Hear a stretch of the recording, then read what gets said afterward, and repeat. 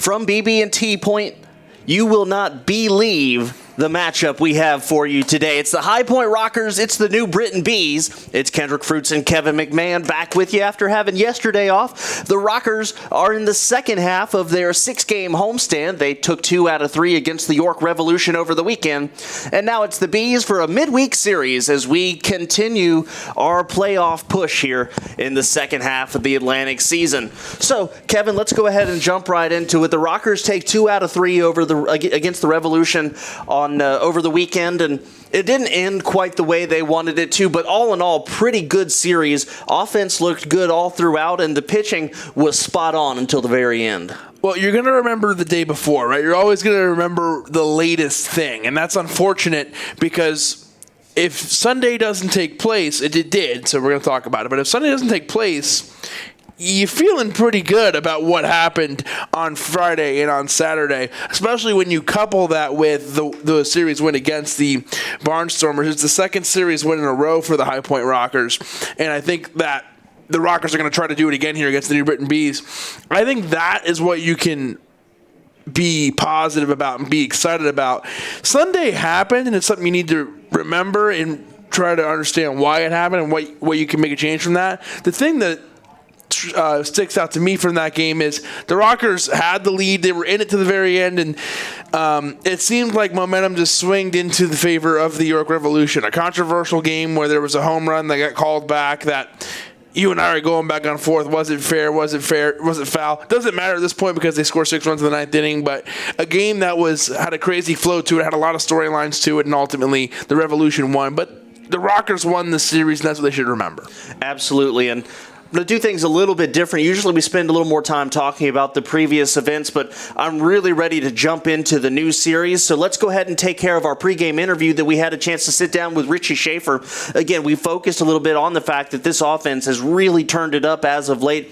They've been swinging the bats well, and Richie Shaffer has been a main contributor, as he has been all year, for the High Point Rockers. So here's our sit-down pregame with Richie Shaffer. Hey, Rockers fans, Kevin McMahon and Kendrick Fruits here with Richie Shaffer.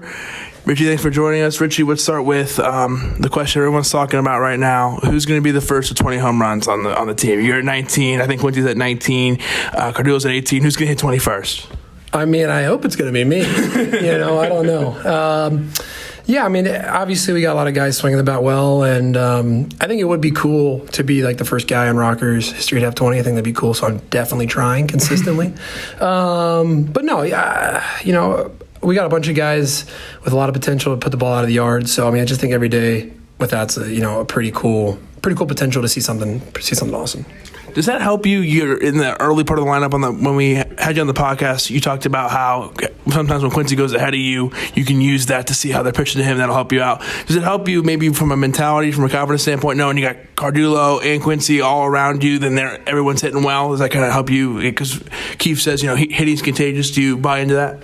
Absolutely, yeah. I mean, it's far easier to hit and be consistent when the whole lineup is doing well. You know what I mean?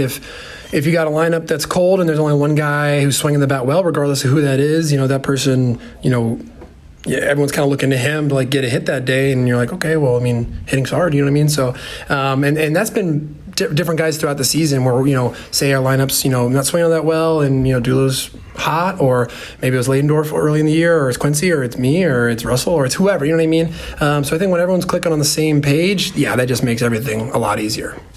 So you had a couple really big hits in the last series. The Rockers take the first 2 games in fairly dramatic fashion, having to get through the toughest part of the Revolution lineup in the 9th inning. And then Sunday obviously doesn't go the way that we wanted it to with the lead in the 9th inning. Couldn't hold on to it. But you had a day off now. Is there a way to take the momentum of those first 2 wins over the weekend and take that into this series, because the Bees are coming in red hot right now? It's weird, I don't know if our team really uses or gets affected by momentum all that much. I feel like there's times where we're red hot and we don't even really notice, and there's times where we're playing pretty poorly and you'll turn around and you'll sweep a team like Long Island when we went up to there, and you're like, so I think to us it's just about whether or not we execute that day, because I think, we're a really talented club, and I think if we execute the way that we're supposed to, we're going to come out on top most of the time, just based off of our ability and the way that we play together. Obviously the game Sunday, that's a really good lineup, and we did a really good job with them for whatever the 26 innings, you know what I mean? And so the one inning that, got away from us a little bit, I mean, that's hard. And those guys are really, really talented. They're probably the best offense statistically in the league. So, I mean, I think we had some opportunities as an offense early in the game and late in the game to kind of extend that lead a little bit, and we kind of missed out on some of those opportunities. I mean, I know in particular myself, I had a couple guys on, one in a situation with 2 outs, and couldn't push that lead ahead. So I think it's up to both sides of the ball to kind of help each other out. The offense to help the pitching staff out to give them more of a lead, and the pitching staff to make sure we keep ourselves in striking distance, because we can always do that. So I think for us, momentum isn't necessarily a huge thing. It's just about day-to-day execution for sure. There's a lot of things to love about the Rockers. One thing I really like about you guys is you keep it loose, and you have a good attitude. Like you said, you guys don't really think about it too much. You're never too high, you're never too low. And I want to ask you about the intense football game we just saw. So tell us a little bit about that. You seem like you were one of the guys kind of leading the charge on that. And how important is it for you to just make sure every day when we come in here and we're playing baseball that we're having fun, because it's supposed to be fun? Yeah, no doubt. I mean, I think the combination of the off day yesterday and then coming in here and playing the wiffle ball game kind of before everyone starts doing their work for the day really helped, because that was a really tough stretch for us before that off day in terms of really, really tough travel. We played some really intense games. The weather was pretty tough. We had a lot of really hot days. We had some rainy days. So it was a pretty tough stretch for us, just mentally, physically. I mean, we were pretty exhausted by that Sunday game. And so I think obviously with the game not going the way we wanted to Sunday, a lot of guys were frustrated and just kind of worn down and tired. So I think the combination of that Monday off day, everyone can kind of reset, take a breath, get some good sleep, get some good food in them, that stuff, and then come here today and then have a lot of fun doing that kind of stuff. I think it's good to go into the game today with sort of that, just high energy, loose mentality, and sort of translate that into the game today for sure.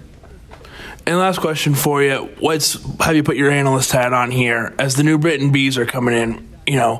I know you guys are just focusing one game at a time, but what's one thing that you think the Rockers need to do tonight in order to be successful against a team like the Bees, who Kendrick said they're red hot? Like I said, I mean, it's just about execution for us. You know what I mean? I'm not quite sure who's starting yet. I haven't seen the lineup for them yet. Regardless of who's on the mound for them, I mean, I think if we just put together consistent at-bats, we make sure we see pitches, we make sure we get guys deep into counts, extend their starter out there and try to get into the bullpen. And, especially I think it's important early in the series to try to get into the bullpen to make sure guys are used so that later on in the series, guys are a little taxed when they come in. So it's important as an offense for us that we go out there, execute, try to get off to a good early start.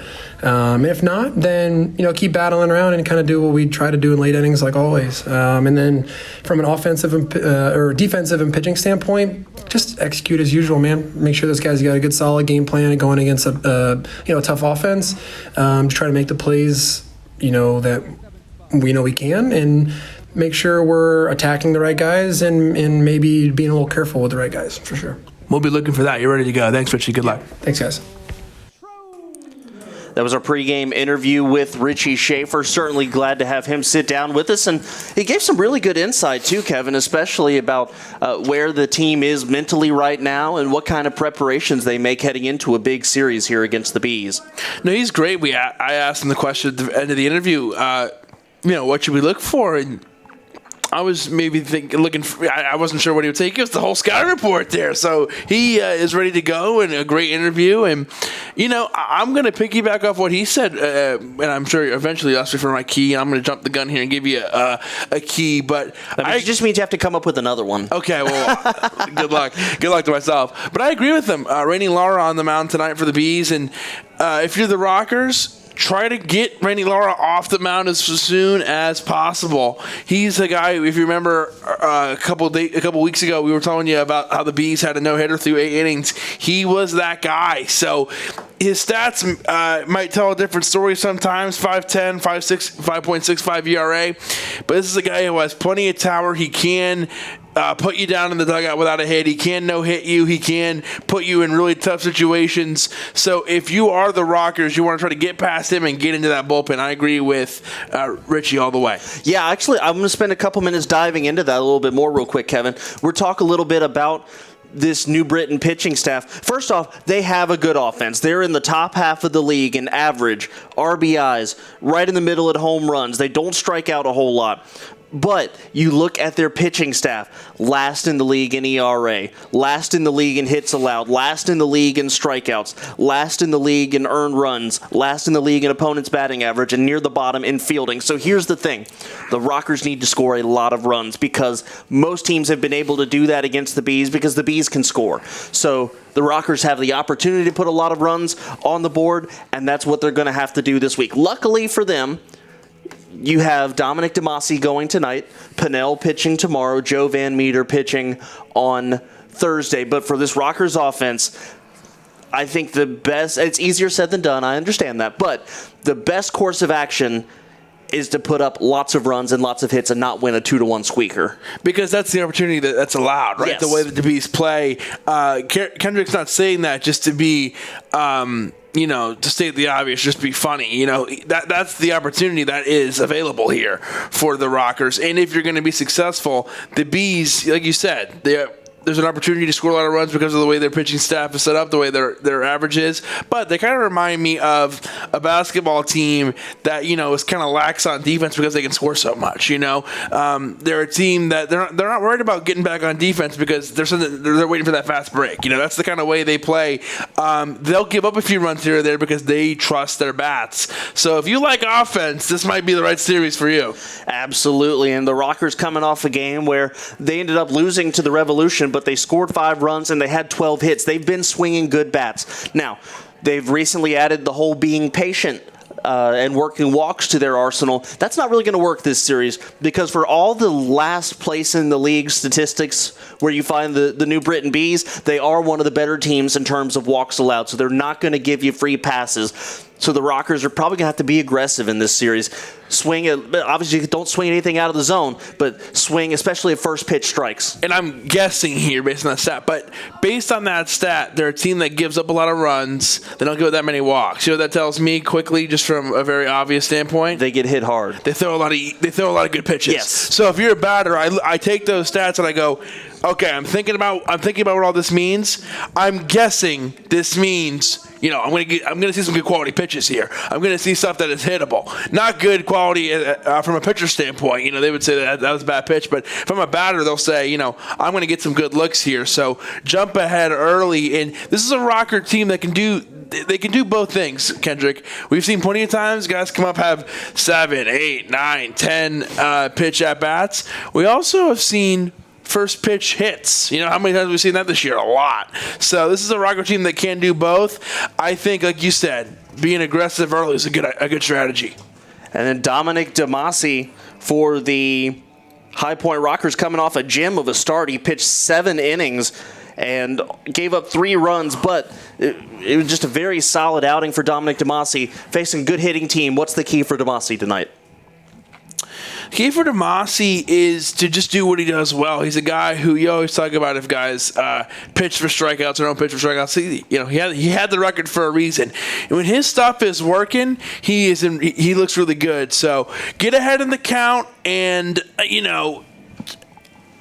not a key for him, but I know he would like to give the bullpen another day off, and with that day off yesterday, if he can go deep in this game, that is such an advantage for this bullpen, especially when you heard Richie Shaffer. They want to get Laura out of the game as soon as possible. He said how important it is to get into that bullpen early, especially the first game of the series. So if DeMasi can prolong the life of the Rocker bullpen this series, that'd be a great thing, especially with the day off yesterday. Well, he's got a good opportunity to do that, and I'm trying to decide. I have a stat on Dominic DeMasi. I don't know if I want to go ahead and spend it now or if I want to wait until the game to We're in the use it. pregame. You can use it again. Okay, Yeah, just use so it twice. listen to this ERA split. On the road, DeMasi has a 4.69 ERA. At home, 1.57.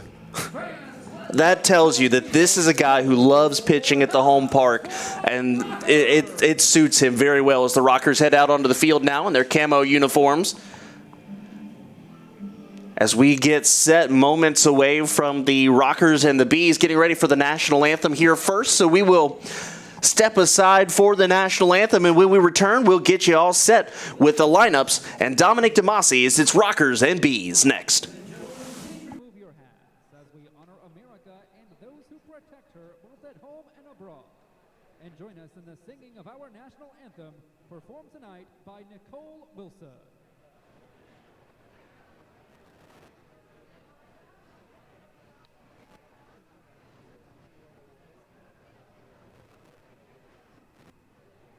Say, can we by the dawn's early light what so proudly we hailed at the twilight's last gleaming, whose broad stripes and bright stars through the perilous fight o'er the ramparts we watched were so gallantly streaming, and the rocket's red glare, the bombs bursting in air, gave proof through the night that our flag was still there.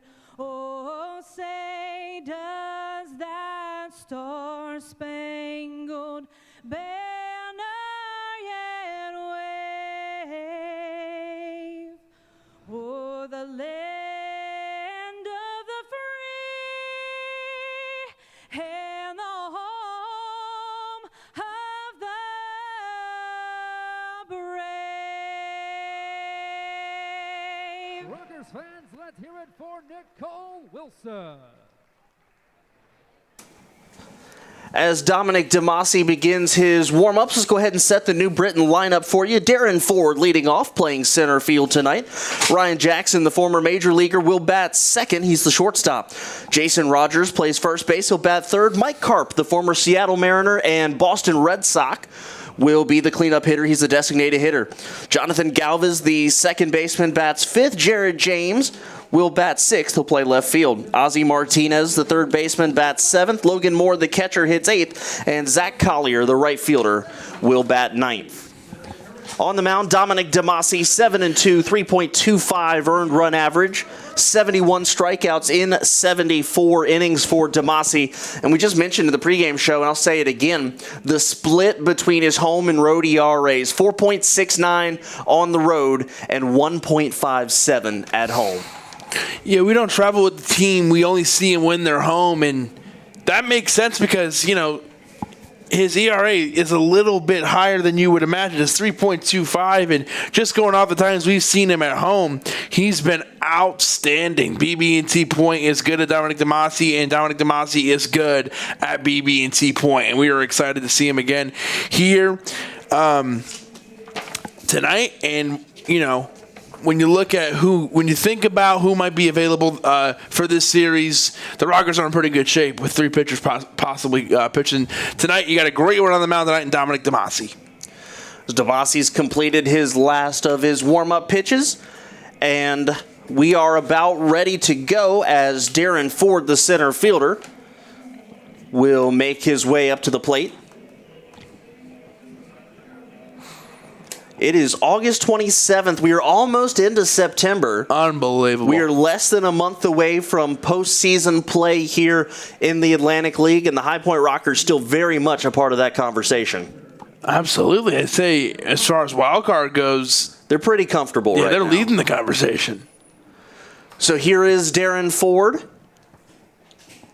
Comes in with a .276 average and 4 home runs. DeMasi kicks and deals. And the first pitch inside. We're underway at BB&T Point as Ford showed bunt, but pulled back ball one. Kendrick Fruits, Kevin McMahon here with you on Spreaker and YouTube. It's another Tuesday night, Taco Tuesday here at the Point. And the 1-0 from DeMasi down low 2-0. $2 specialty tacos when you come to the ballpark. I'm not sure what the specialty taco is today. I saw some chicken ones early. I don't know if that was the special, but I had a bite of one. Pretty good. Demasi kicks and deals the 2-0. Ford again shows bunt, pulls back. It's a called strike, so the count 2-1. You saw the corners collapsing in there when Ford was showing bunt. An important strike there for Demasi to get in this count down 2-0. Absolutely.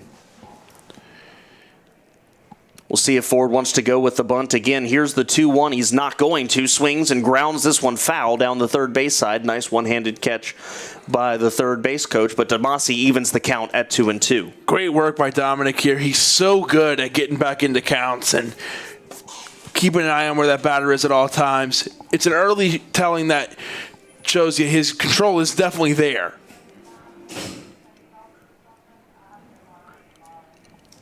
The 6'3" righty kicks and deals the 2-2. Swung on, and that's popped up in the air out of play, and the count stays 2-2.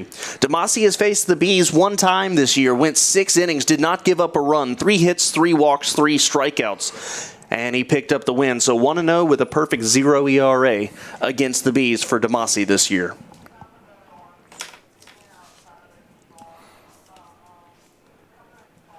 Takes a look in, gets the sign from Matt Jones, and here's the 2-2. It's a curveball, swing and a miss, strike 3.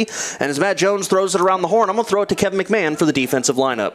Let's do it. Let's go to left field. Quincy Lattimore is there for the Rockers. In center field, it's Miles Schroeder. Jared Mitchell, who's usually in center field, moves over to right field because of the injury to Giovanni Alfonso. Hector Gomez at third base. Michael Russell is at shortstop. Cardulo is at second, and Richie Shaffer is at first. First pitch to Ryan Jackson is going to miss inside, ball 1. Matt Jones is behind the plate, and still due to the fact that Alfonso's on the IL. Russell is at short. Mitchell is at right field. And the 1-0 misses down. 2 balls, no strikes. Jackson, a .263 hitter with a pair of home runs. He's driven in 27 this year. Rockers wearing the camo jerseys tonight. As the 2-0 gets past Matt Jones back to the screen, 3-0. The Bees wearing gray pants, black uniforms with the yellow numbering on the back and the yellow logo on the the left chest of their button-up jerseys.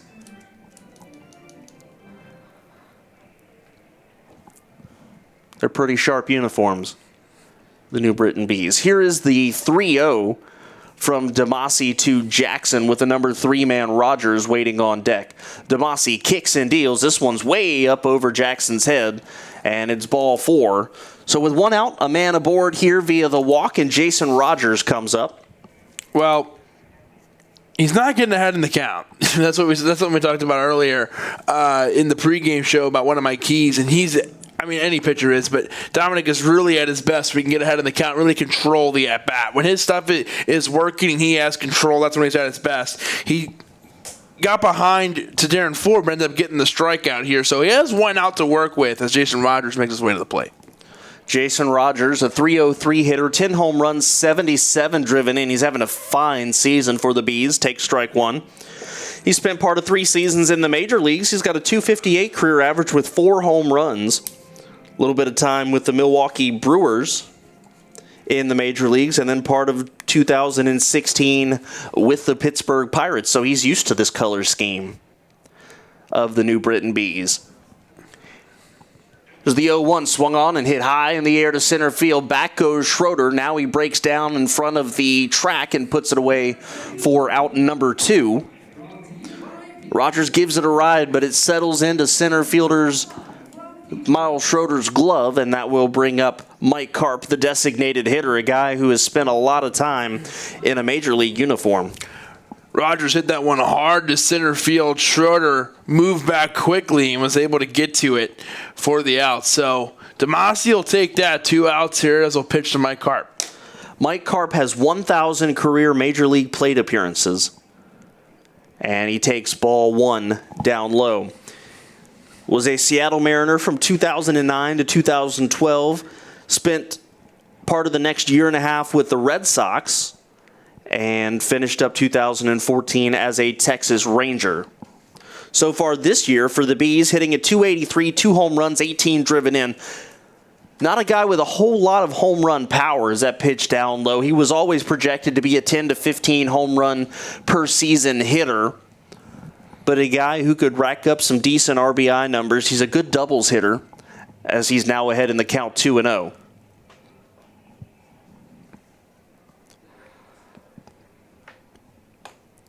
Damasi set, deals, and Karp just gets a piece of it, chopping it back to the screen in the count 2-1.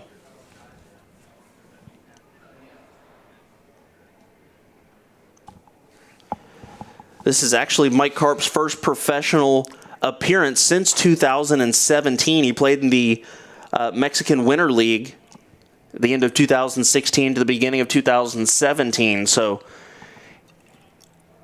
he's trying to get back into the swing of things at the age of 33. And here's the 2-1 from Damasi. Swung on, hit high in the air to right field. Back goes Jared Mitchell. This one could be trouble. Mitchell back at the wall, leaping but gone. Mike Karp, a towering 2-run home run.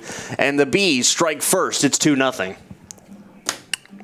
Good job by the Bees. They're here to strike early in this first inning, and they make Damasi pay for walking Jackson here. Great job by Karp to cash in, and he's showing off the home run power there. 2 outs in the inning still, but the Bees jump out 2-0.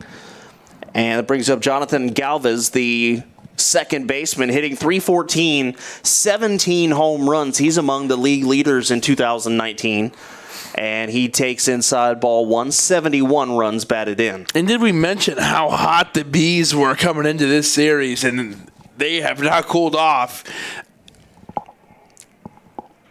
That one swung on, hit high in the air, deep into left center field. Back goes Schroeder at the wall, makes the catch for the final out of the inning, but not before Mike Karp and the Bees sting Dominic Damasi for a 2-run home run. We go to the bottom of the first, 2-0 Bees. Also viviendo una vida en balance here at Public House Media. Thanks for listening to the following broadcast on Public House Media. Once you're done with this episode, I hope you can come back and check my show Viviendo una vida en balance, where we talk about life hacks to live a life in balance. And the show's in Spanish. A new show comes out every Monday, so don't forget to subscribe on iTunes and share with your friends. Again, thank you for checking out the following broadcast in Public House Media. How's it going, everybody? Hey guys, This is Keith. and Katie from Coffee with Keith and Katie on Public House Media. Thanks for listening to the following broadcast on Public House Media. When you're done listening to this show, I hope you'll come check out our show, Coffee with Keith and Katie. A new episode comes out every Sunday morning at 9 o'clock. Thanks for listening to the following broadcast on Public House Media.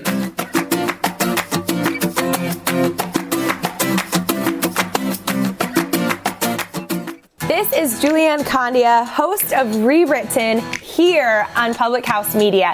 Thank you so much for listening to the following broadcast on Public House Media. Once you are done with this episode, I hope you'll come check out my show, Rewritten, where we will talk about you having limitless potential and can rewrite your story at any time. No matter your background, your past, or current situation, you can have the type of life you crave. A new show comes out every single Monday. Don't forget to subscribe on iTunes so you never miss an episode of Rewritten. Thanks again for checking out the following broadcast on Public House Media.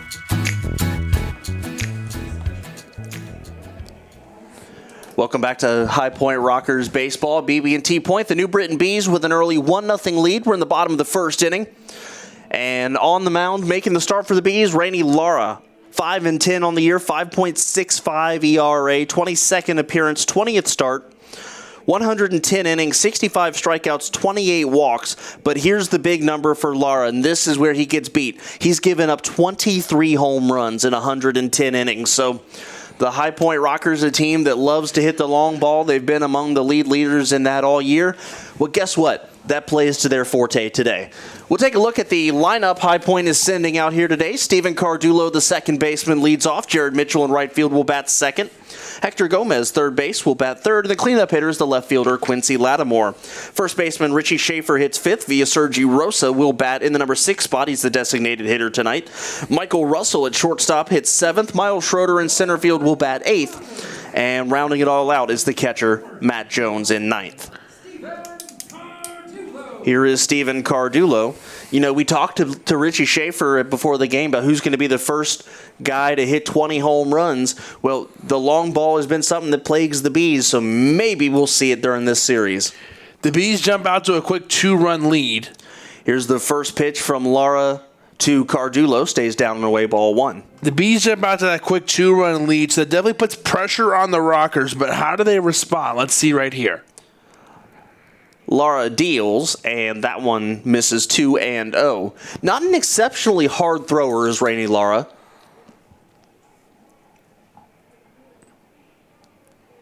And he deals the 2-0 to Cardulo, who's taking all the way, ball 3. And at this point, if you're Cardulo, I expect him to most likely take again, as Lara has not thrown a strike yet. Any way you can get a base runner, that's what you want to do here if you're the Rockers.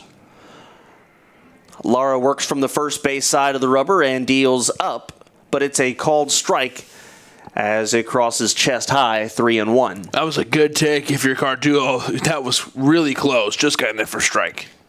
And here's the 3-1, again up, but a little higher this time. So ball 4 is Steven Cardulo works a leadoff walk for High Point, brings up Jared Mitchell. Well, that's exactly how you want to start the inning if you're the Rockers. This was a 0-0 game. You'd be feeling really good because you got a man on and nobody out. Same thing goes here, nobody on, nobody out, and you bring up the tying run. So either way, you're feeling all right. Jared Mitchell, a .251 hitter, 8 home runs, 41 driven in a split season between the Sugarland Skeeters and the High Point Rockers. Cardulo taking his lead off at first. Mitchell shows bunt, but has no intentions to do so. He takes for a called strike. The Bees lost their last game Sunday in a similar fashion to the Rockers. They gave up 5 runs in the 8th inning and blew a lead to the Long Island Ducks. The Rockers gave up 6 in the 9th in their loss to the Revolution. Here's the pitch to Mitchell, head high, 1-1. So both teams kind of have a similar bad taste in their mouth. As the Bees, that loss actually cost them the series. That series was tied at 1-1. The Rockers had already won their series the night before. Here's the 1-1 to Mitchell. High leg kick for Mitchell, but he takes, and it's a called strike, 1-2. And that's why I think it's important for the Rockers to remember. They've won 2 series in a row, and they'd love to do it again here as they're trying to keep pace with the Ducks and just the rest of the division. Lara comes set, and here's the pitch. Mitchell, a big swing, fouls it back to the screen, and the count stays 1-2.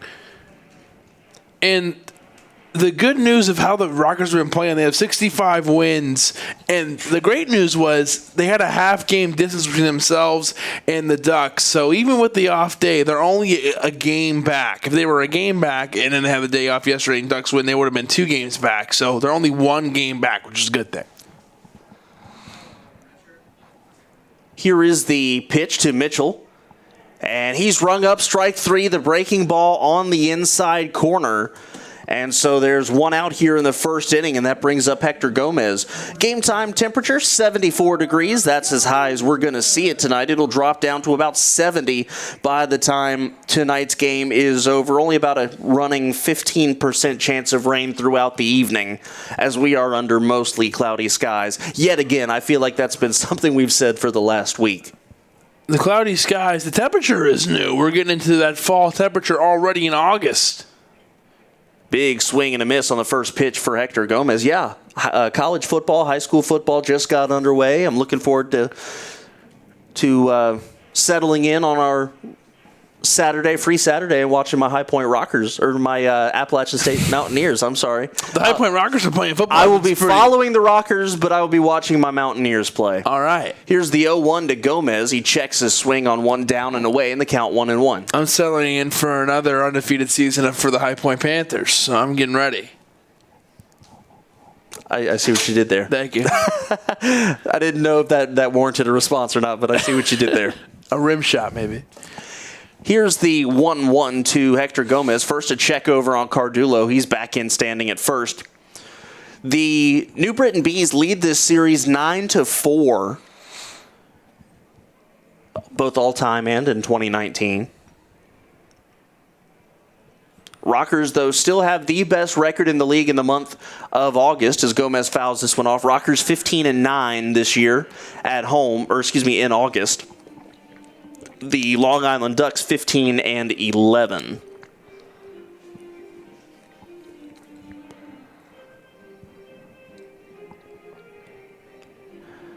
Bees in August come in at an even 12-12. We talk about how hot they've been recently, so they struggled at the beginning of the month, but they've picked it up since then. Here's the 1-2 to Gomez. He reaches and grounds this one foul down the first base side, and a nice kick there by the first base coach, Billy Horn, to knock that one down. If anybody's looking for a soccer goalie, he's ready. I think so. And it was a great job by Laura to strike out Mitchell after allowing the walk. And he's in another great count here, 1-2 to Hector Gomez. Cardullo taking a big lead off of first base. Here's the pitch. It's an off-speed pitch, and Gomez just gets a piece as he fouls it off the catcher, Logan Moore. And also, he fouls it off of the home plate umpire, Kevin Morgan. Yeah, Morgan really took a shot there off the mask. Glad he's okay. He didn't even flinch. I think catcher Moore might have caught the glancing blow, and it came up off of him. Double points if you're playing pinball, right? Yeah. Anytime you hit anything in pinball, it's a good thing. Here's the 1-2 to Gomez. Lara kicks, deals, curveball, swung on, popped up out of play down the first base side. As Jason Rogers looks at it, he's the first baseman for the Bees, but makes no attempt to go after it. Count still 1-2. And here's a longer at-bat for Hector Gomez. He's really battling out there. Rainey Laura now at 16 pitches. Gomez has fouled 4 consecutive. Lara comes set. Here is the 1-2 to Gomez. Swung on, and this one's popped up out of play. Almost identical to the previous one, so the count's still 1-2. And we're seeing that Richie Shaffer key to the game being exercised here early by the Rockers. He said, we want to try to get Lara out of the game, the starting pitcher out of the game, as soon as we possibly can. Get into that bullpen. Make them use it on the first night. Lara comes set. Here's the pitch. And Gomez, a good take there. It's away in the count now 2-2. A close pitch, but a very good eye shown by Hector Gomez. That is a strong decision there by Hector Gomez. Great choice, but really close. A good eye. Cardullo still at first base. He walked to lead off the inning. Jared Mitchell struck out, and now we are up to Hector Gomez, who's had a lengthy 2-2 at bat. He swings, hits this one high in the air to center field, racing back for it, looking up and making the catch at the track is the center fielder Darren Ford, as Cardullo has to scamper back to first base, which he does so successfully. So a long, loud out there for Hector Gomez, but now there are 2 away in the inning. That'll bring up Quincy Lattimore, 255 hitter, 19 home runs. He's driven in 61 on the year. Well, if anything there, you've ensured that Rainey Lara is going to see more, is going to use more pitches than Dominic DeMasi did. He used 18, Lara already at 19 here. And here's a check over to first base. Cardullo back in. Well, since there are 2 outs, this is a fitting time to give this statistic away. 30 of Quincy Lattimore's 61 RBIs this year have come with 2 outs in an inning. So almost half of them. Shows you how clutch of a hitter, or how much he comes through in the clutch, we should say. Runner goes. Here's the pitch. It's a strike, but the throw not in time. And Steven Cardullo is in scoring position with a stolen base. Now, the throw would have had to have been right on the money, but if it's right on the money, I think they get Cardullo there, but he is able to get in there with a stolen base, and I would say Cardullo, I don't know, I don't have the number in front of me, but if I'm guessing, I would guess Cardullo and Hector Gomez lead the team in stolen bases. Both those guys are really good on the base path. They do. That is the 16th for Cardullo as Lattimore swings, lines this into the shortstop, but a leaping catch there made by the shortstop, Ryan Jackson, takes away a base hit from Quincy Lattimore. So the Rockers try to get something going in the first, but can't. They go to the second, down 2-0. This is High Point Rockers baseball. This is John Lauder, host of The Cheap Seats here on Public House Media. Thanks for listening to the following broadcast on Public House Media. Once you're done with this episode, I hope you'll come check out my show, The Cheap Seats, where we talk about sports from the fans' perspective. A new show comes out every Monday. Don't forget to subscribe on iTunes so you never miss an episode of The Cheap Seats. Thanks again for checking out the following broadcast on Public House Media.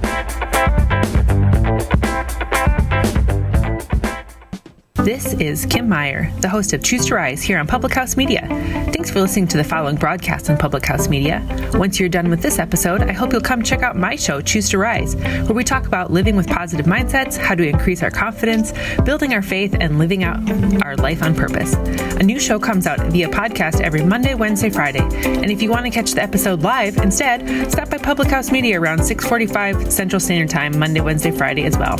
Don't forget to subscribe on iTunes so you'll never miss an episode of Choose to Rise. Thanks again for checking out the following broadcast on Public House Media. Hi, this is Emily. This is Lindsay. And this is Elizabeth, co-hosts of Beauties and Headcanons here on Public House Media.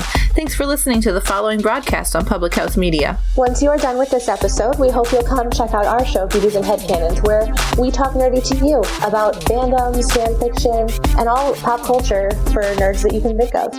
A new show comes out every Friday. Don't forget to subscribe on iTunes so you never miss an episode of Beauties and Headcanons. Thanks again for checking out the following broadcast on Public House Media. Who enjoy responsibly and have a safe ride plan. Always drink wiser. Top of the second inning, Dominic DeMasi back on the bump. His Rockers trail by a score of 2-0, but still plenty of baseball to be played. DeMasi will see Jared James, Ozzie Martinez, and Logan Moore here this inning. Here is the first pitch to James. That's inside. James has to dance out of the way. And the count is quickly 1-0. James, a .264 hitter, 3 home runs, 13 driven in.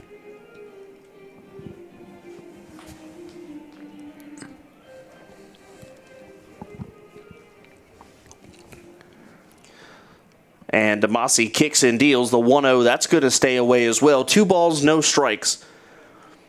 Well, it does appear, at least early on, that DeMasi struggling a little bit with control. 20 pitches, only 9 strikes right now for DeMasi. Here's the 2-0. That's swung on and popped up foul down the third base side. Hector Gomez giving it a chase. He's got a chance. Makes a nice catch on the run just in front of the New Britain bullpen for out number 1.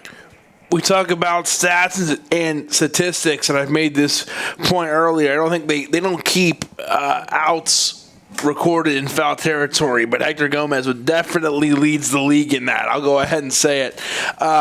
He never gives up on a play. He really embodies what the Rockers are all about, never giving up and playing to the very last second. And all those times that ball's hit in foul territory, he's the first one over to the net. First pitch to Ozzie Martinez, a strike. He's a .225 hitter, 3 home runs, 19 driven in. And yeah, Gomez had to go a long way for that ball as well.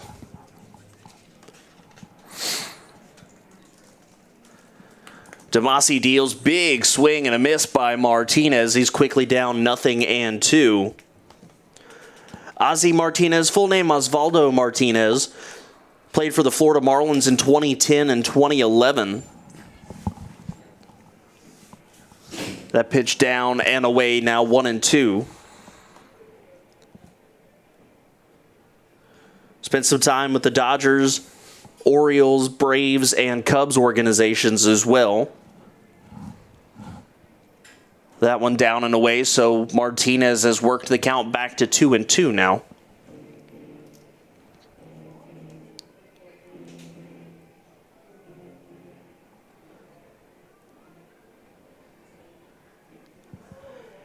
And here is the 2-2, and that's strike 3. Down goes Martinez, and that is strikeout number 2 for Dominic DeMasi here tonight.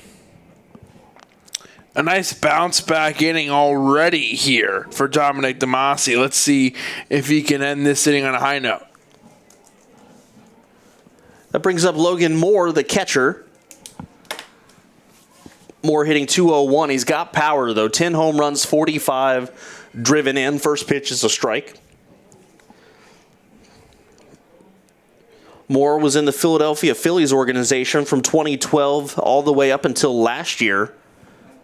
Here's the 0-1, swung on, and he hits this one foul towards the Rockers dugout. Count 0-2. Made it as high as AAA Lehigh Valley in 2016, 17, and 18.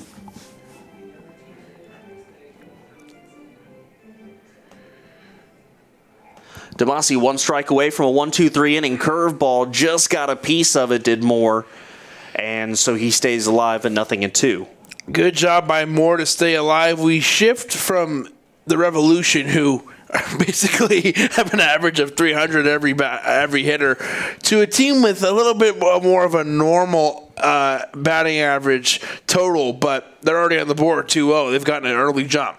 Here's the 0-2 from Demasi curveball. That's going to be poked into left field, and it'll get down at least for 1. We'll see if he makes a turn to 2. He does. Here's the throw from Lattimore. It's going to be cut off. So it's a 2-out double from the catcher, Logan Moore, and that takes away a 1-2-3 inning for Demasi. And it brings up the number 9 hitter, Zach Collier. I was just going to say an important 2-out double because it makes Demasi have to work a little bit harder here. He was hoping to respond to his first inning where he give the 2-run homer with a 1-2-3 order where he put everybody down in order, but unfortunately that's not the case here for Demasi. He's going to have to pitch to Collier in the bottom of the second, the top of the second.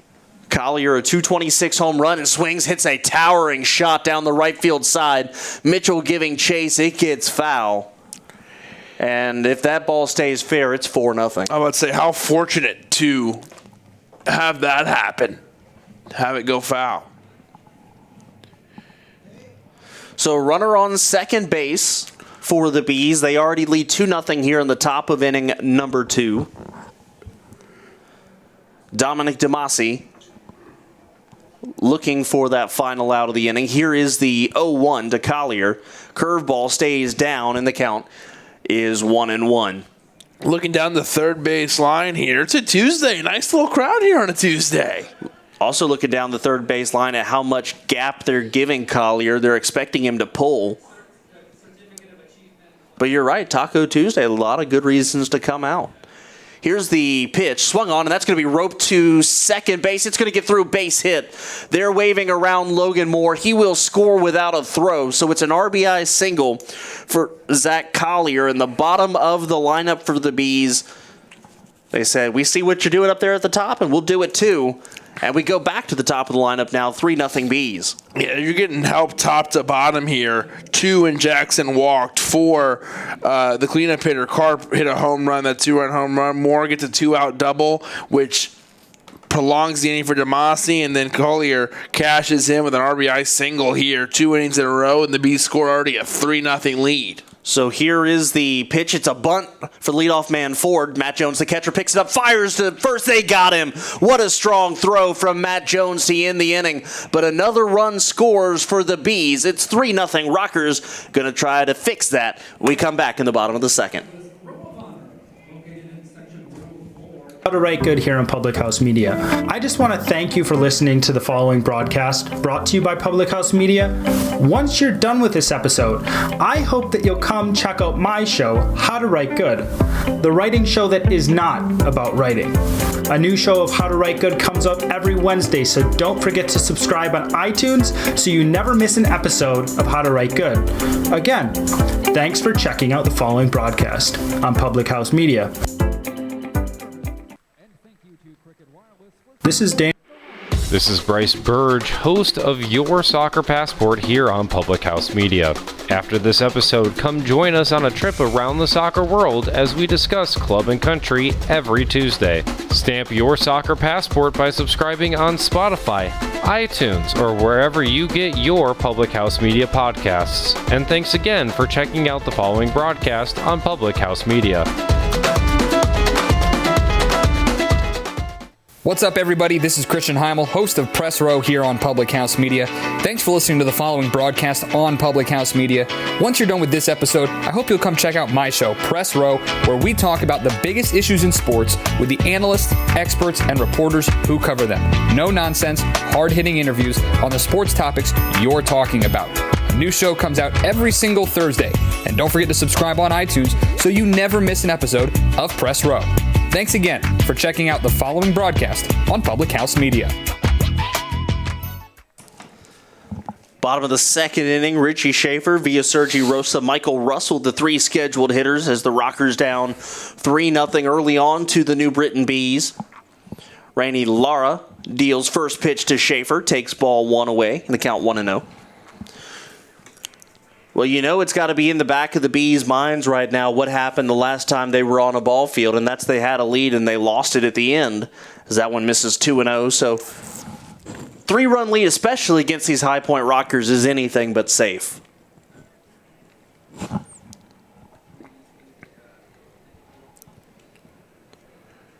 Shaffer tied for the team lead with 19 home runs, 252 average, 54 driven in. And here's the pitch, and he takes a strike, 2-1. If you're Rainey Lara, life has gotten a little bit easier for you. Before you even stepped out onto the mound, you had a lead, and they keep helping you out here each inning. Here's the 2-1. It's an off-speed pitch. Shaffer takes it, and it misses the zone. 3 balls, 1 strike now. That was a great pitch by Lara. Even though it didn't land, you saw Shaffer lean back. He was ready to swing at that one. That was hit in a really desirable location.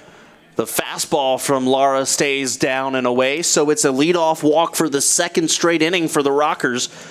Vio Sergi Rosa comes up now, and the Rockers going to see if they can do what they didn't do last inning, and that's bring the leadoff walk in to score. This is an opportunity here for the Rockers. You're down 3-0. It's early, but you really need to try to break into this thing because who knows? The Bees look pretty good in those first couple innings. We talked about how they like to score and can score. They're scoring early here, so you want to try to respond here. Here's the first pitch to Via Sergi Rosa. It's a curveball in there for a called strike. Really, even just 1 or 2 runs here, something to give your side a little bit of the momentum is all you need early on. And also, it can give Demasi, the pitcher, a little bit of encouragement as well when he looks up at the board and knows that he's close. Big swing for Rosa as Lara dangerously left a curveball up high. But Rosa misses in the count 0-2. And if you're the Rockers, like you said, the numbers are in your favor. So you're just trying to look for a pitch. Vio Sergi Rosa thought he saw that one there. Nearly got it. Lara set. Here's the 0-2 to Rosa. Fastball, swing and a drive deep to right field. That ball is high, but does it have enough carry? No, it does not. It is caught by Collier as Rosa got just about everything in that one in terms of height, but didn't quite get it far enough. That's out number 1. Collier had his heels on the warning track there. That one nearly left the yard. Rosa saw something he liked in that last at-bat because the way he was swinging the bat, I think he might be due for something big tonight. I think if he sees Lara again, we might see something big from Rosa. You're right. Here's Michael Russell now, and he takes strike 1. And the count 0-1. He's a .317 hitter, 3 home runs, 19 driven in. I think a lot of the Rockers hitters feel like their second time through against Rainey Lara, they have an opportunity to do something because they had chances so far in the first inning and here in the second. If nothing else, when you allow a man on like Lara has both times, you want to make him pay for that. You don't want to let him get away with that.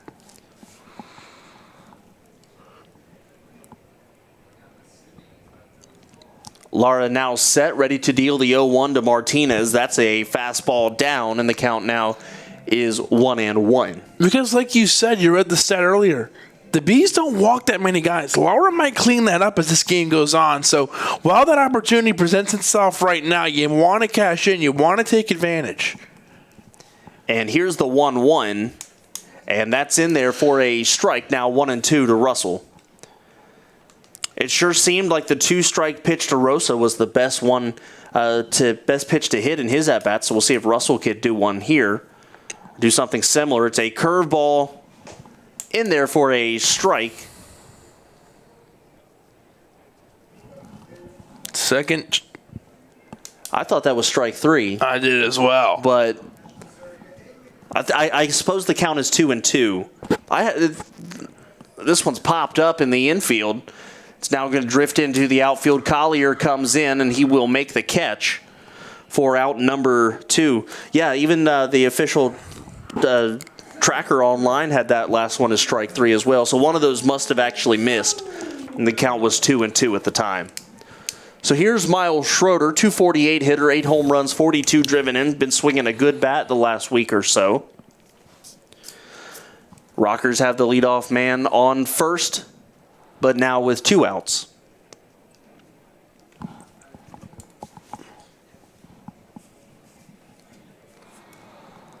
Lara comes set, and here's the first pitch to Schroeder, and he takes for a strike.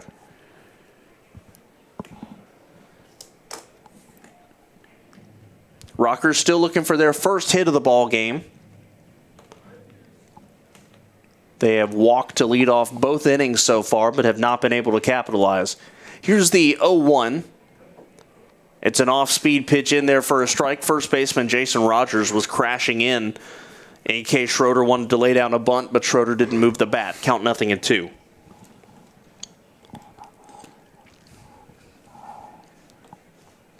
Very dark day here at BB&T Point.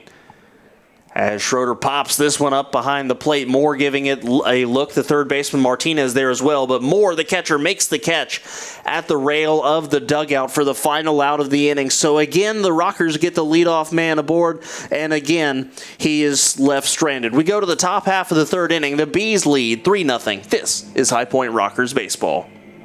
This is Rachel Mullins, host of #NoFilterFriday here on Public House Media. Thanks for listening to the following broadcast on Public House Media. Once you're done with this episode, I hope you'll come check out my new show, #NoFilterFriday, where we talk about all of the sexual misconduct allegations swirling around Hollywood. A new show drops every Friday at 8:30 Pacific Standard Time. Don't forget to subscribe on iTunes so you'll never miss an episode of #NoFilterFriday. Thanks again for checking out the following broadcast on Public House Media.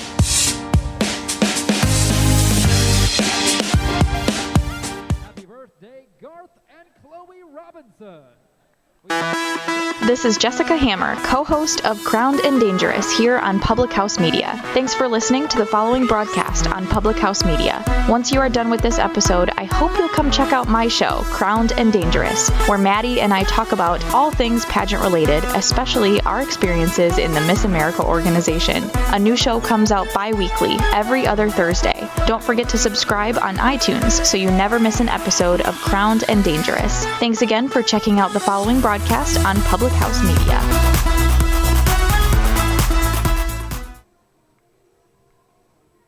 This is Jenna Burt, host of the Confessions of a Military Spouse podcast here on Public House Media. Thanks for listening to the following broadcast on Public House Media. Once you're done with this episode, I hope you'll come check out my show, Confessions of a Military Spouse, where we dig deep and talk about the unspoken hard truths of what it's really like to be a military spouse. A new show comes out bi-weekly. Don't forget to subscribe on iTunes so you never miss an episode of Confessions of a Military Spouse. Thanks again for checking out the following broadcast on Public House Media.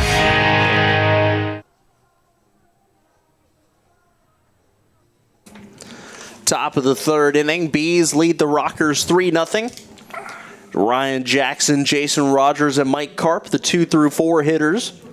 Coming up here on the top of the third to face Dominic DeMasi was Ryan Jackson, who got things started in the first inning. He walked and eventually would come around to score on the Mike Karp home run. DeMasi deals first pitch to Jackson. Is in there for a strike. I know he gave up a run the last inning, but I thought he looked a lot sharper. He did, and I think it all changed with that one pitch. It just happened to be a double, and that's kind of what changed everything and set them up to score that run. That one fouled off, and DeMasi quickly ahead, 0-2 now. I think a quick inning here would go a long way into changing the fortunes tonight of Dominic DeMasi. Again, comes into tonight as one of the Rockers' best starting pitchers with a 7-2 record. And here's the 0-2. Fastball that's hit weakly toward short. Michael Russell charges in, picks it up, throws to first. Good stretch there by Shaffer, out number 1. And there's one step towards getting to your quick inning there. That throw a little bit up the line, but Richie Shaffer did a great job extending his entire frame.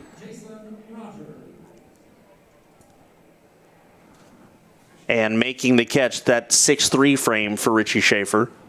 Here's Jason Rogers. Flied out deep to center field his first time. Power hitting first baseman takes inside ball 1 from Damasi.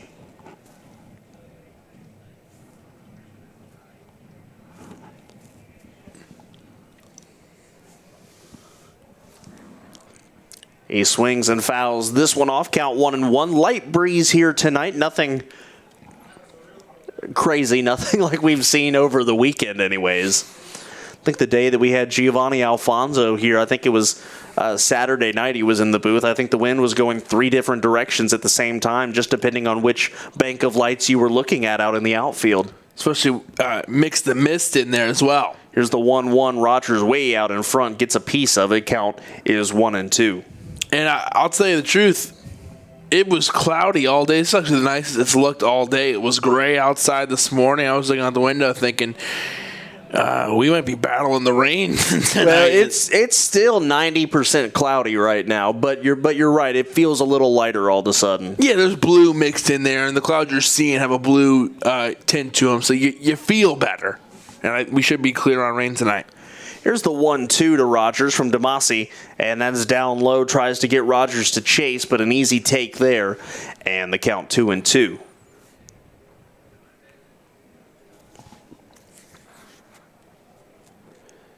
Damasi kicks and deals.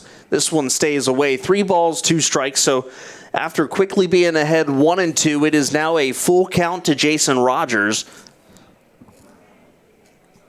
Damasi up over 40 pitches already here in the third. And here's the 3-2. It's a curveball hit on the ground to third. Gomez scoops it up. The throw on to first base is a good one, and that's quickly out number 2. That's a professional defender down there for the High Point Rockers. He makes nearly every play look routine right there. That's a hard hit ball to third base, and no big deal. Let's take my time, make the throw over to first base. Great play by Hector Gomez. He is the real deal. Here is Mike Karp with a 2-run home run earlier today. Gives him 20 runs batted in on the year. And Damasi deals first pitch. Will just miss ball 1.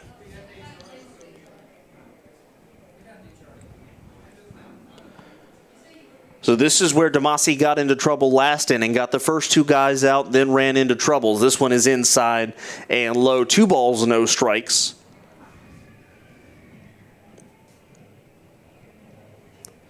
As the Bees with a early 3-0 lead. We are in the third inning. The hits and runs are the exact same, 3-0 in favor of the Bees in both categories. Here's the pitch. Karp swings, hits this one high in the air to center field. Schroeder on his horse going back, and making the catch in the deep part of center field for the final out of the inning. So Damasi gets that 1-2-3 inning he needed. He bounces back. We'll see if the Rockers offense can do the same in the bottom of the third, down 3. Hi, this is Peggy Rojas, host of Viviendo una Vida en Balance here at Public House Media. Thanks for listening to the following broadcast on Public House Media. Once you're done with this episode, I hope you can come back and check my show, Viviendo una Vida en Balance, where we talk about life hacks to live a life in balance. And this show's in Spanish. A new show comes out every Monday, so don't forget to subscribe on iTunes and share with your friends. Again, thank you for checking out the following broadcast in Public House Media.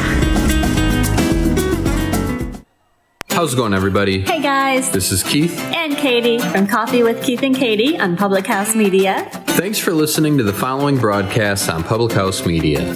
When you're done listening to this show, I hope you'll come check out our show, Coffee with Keith and Katie. A new episode comes out every Sunday morning at 9 o'clock. Thanks for listening to the following broadcast on Public House Media.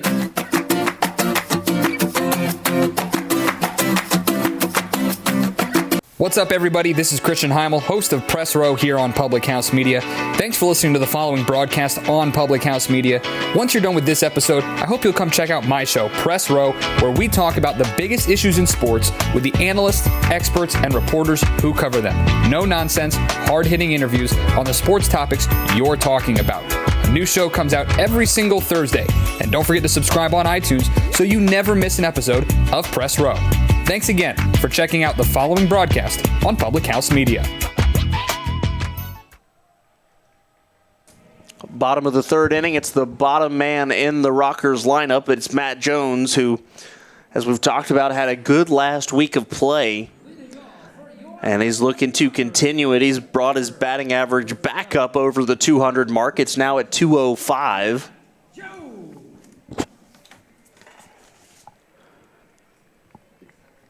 Jones on the year, also 2 home runs, 17 RBIs.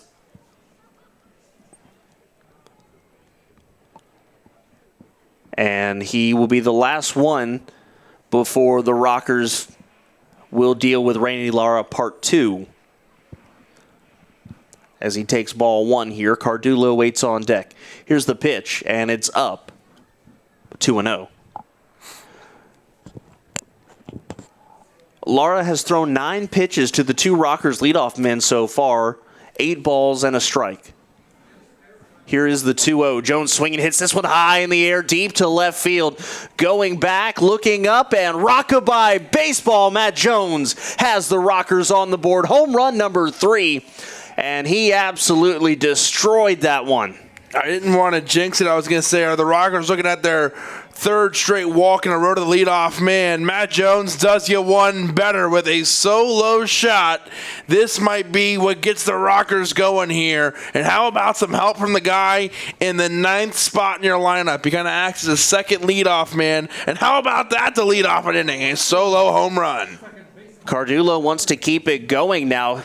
12 of his 18 home runs this year have been at home. So when they say there's no place like home, Stephen Cardullo knows exactly what they're talking about. He walked his first time up, and he takes ball 1 from Rainey Lara, who has now given up 24 home runs this year. And you saw high fives all around there from the High Point Rockers. That one in there for a strike, 1-1. Cardullo walked up to the plate with a little extra swagger, so maybe this is exactly what the Rockers needed there, and they're happy to be on the board first, or respond at least. That won a ball there.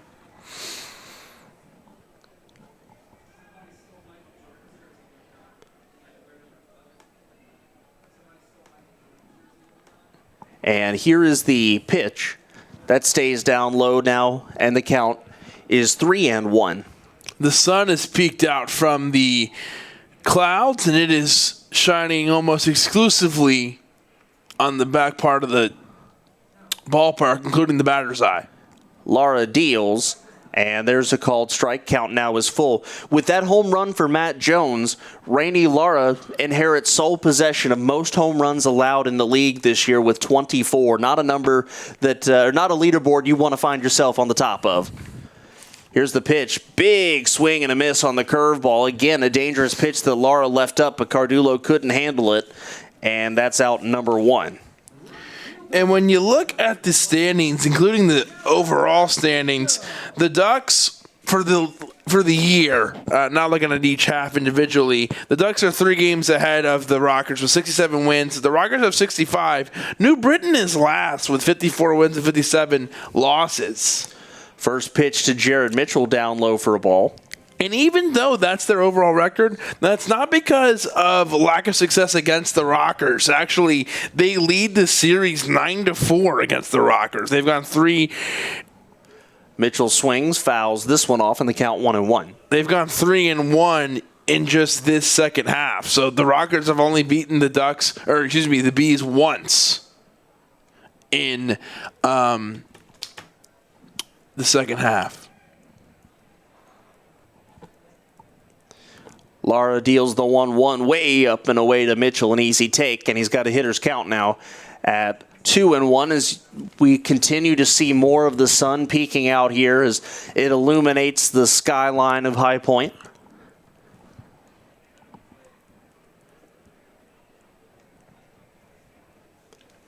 And here's the 2-1 to Mitchell from Lara. Big swing. He rips this one down the right field line. It's fair. That's extra bases as it kicks around in the corner. Mitchell has a chance for 3. He's rounding second. Here comes the throw. It's cut off and it goes to third base, but well late. Jared Mitchell, a triple here in the third inning. And that gets a huge reaction from BB&T Point. How about the speed being shown off by Jared Mitchell? That's every part of his game on display. A big swing, a hard hit that gets all the way down on the right field side, and then he is wheels up all the way to third base. A great slide, and he is safe. What a great play by Jared Mitchell. That is his brand of baseball. Zach Collier was so far away from the line on that one. I think Jared Mitchell was thinking 3 out of the box. Here's Hector Gomez now. Flied out to center field his first time. If he does that again, it would most certainly tack on a run for the Rockers as a off-speed pitch from Lara stays up, and the count 1-0. Rockers already have won this inning, courtesy of a Matt Jones home run. They're looking to add more as Mitchell takes his lead off of third with 1 out. Here's the 1-0. Gomez swings, hits this one off the end of the bat into left field. That should be deep enough to plate Mitchell. Here's the catch, and here's the throw as Mitchell jogs in. The throw is cut off by Martinez, so a sacrifice fly for Hector Gomez, and the Rockers now trail by just a single run. That's exactly what we were talking about. You want to do it one at a time, and that's what we're seeing here. The Rockers have done that. They've actually picked up 2 here in this inning. So we're at the bottom of the third, and we got quite the ball game here, 3-2. The Rockers, you've got to be feeling really good offensively now. So you seem to have cracked the code on Lara as he deals now to Quincy Lattimore. First pitch is a called strike. And if you're wondering, this kind of inning is affecting his pitch count here. He's at 52 pitches. Here's the 0-1 to Gomez, to Lattimore. Swings, lines this one just inside the left field line. That's a fair ball. Lattimore rounding first. He goes to second as it kicks around in the corner, does the baseball. James finally picks it up. The throw comes in, but not before Quincy Lattimore into second base with a double. So 3 extra base hits here. The Rockers as a team have almost hit for the cycle this inning with a home run, a triple, and a double. What a great job by the Rockers. Quincy Lattimore, a hard hit that bounced right around third base there over top, of course. A little bit similar to the Trevor Frank wiffle ball hit we saw earlier today. Here comes Richie Shaffer as the Rockers try to extend the inning. There are 2 away. And here's the pitch to Shaffer. Off-speed pitch, and it misses for a ball. And we talked about it in the second inning. The Rockers were really starting to look good. This is their second time of seeing Lara, and they seem to be ready, and they know exactly what to do at the plate now. Here's the 1-0 to Shaffer. It's another off-speed pitch down and away. It's now 2 balls, no strikes. Sergi Rosa waits on deck. Quincy Lattimore, the runner on second here with 2 away. He is the tying run if he does come around to score.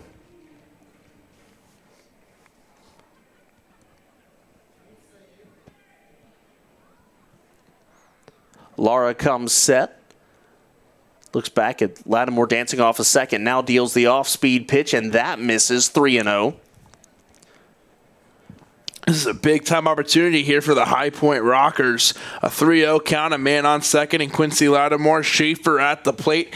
I imagine he'll be taking here, and this is pretty telling. Lara taking a large lap around the mound.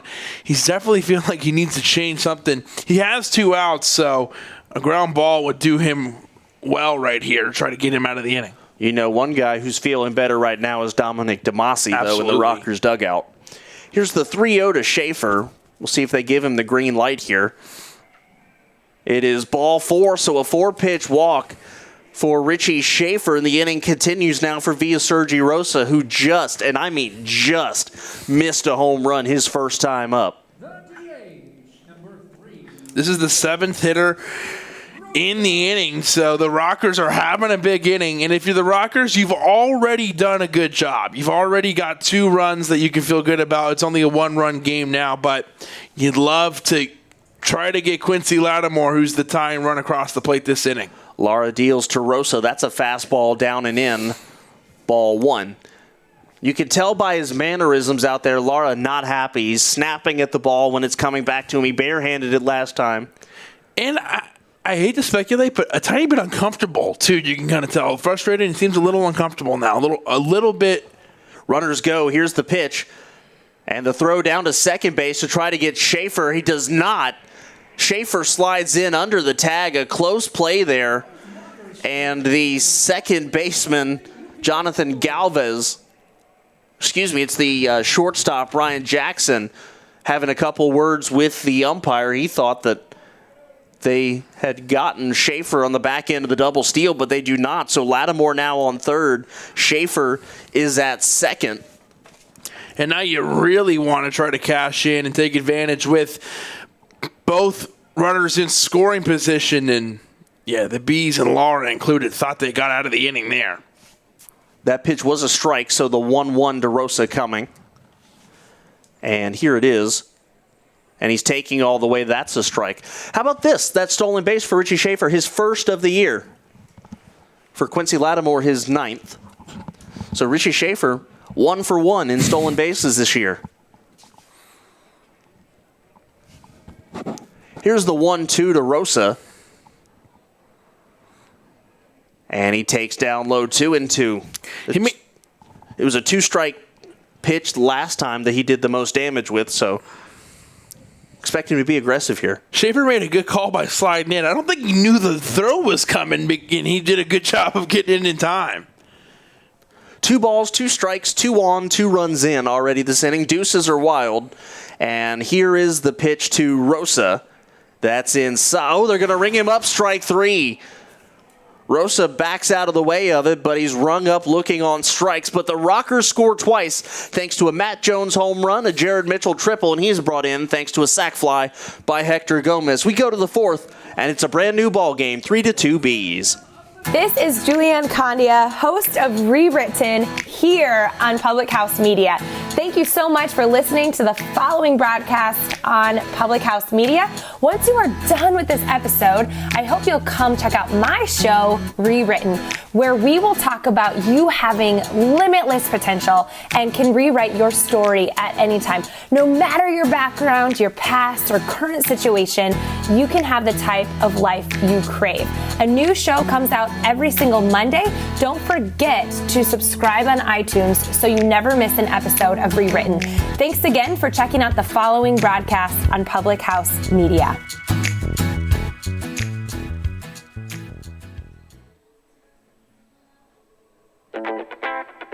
This is John Lauder, host of The Cheap Seats here on Public House Media. Thanks for listening to the following broadcast on Public House Media. Once you're done with this episode, I hope you'll come check out my show, The Cheap Seats, where we talk about sports from the fans' perspective. A new show comes out every Monday. Don't forget to subscribe on iTunes so you never miss an episode of The Cheap Seats. Thanks again for checking out the following broadcast on Public House Media.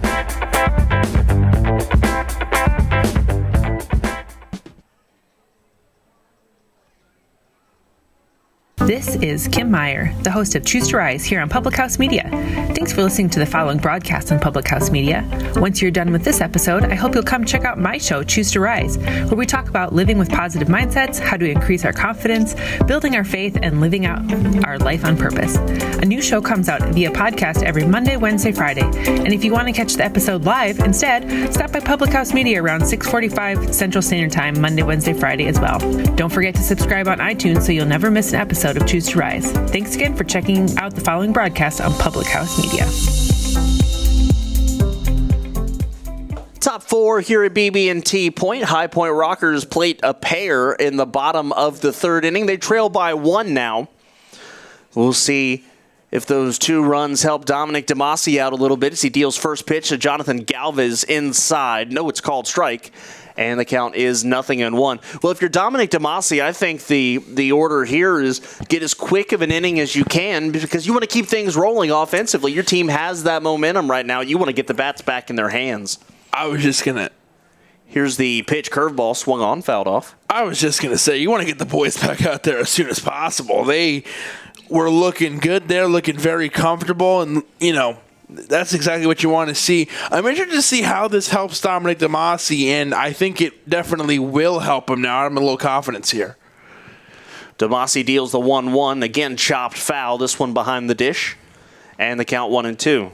A few things were done in that inning. Of course, 2-run score. They give a little bit more extra confidence to Dominic DeMasi, but they also move Lara up to 62 pitches. And here's the pitch. DeMasi going down and in with the fastball, and that misses for a ball. 1-2. And when, as Richie Shaffer said, you're trying to get into the bullpen, you're trying to get the starter out of the game. That was one of their keys. That's an achievable goal when you have Lara at 62 in the third inning. Curveball, swing and a miss, strike 3. A nasty pitch from DeMasi. And that is out number 1, strikeout number 3. Starting his inning off with a strikeout. And that's a good way to build momentum as he tries to keep things going here.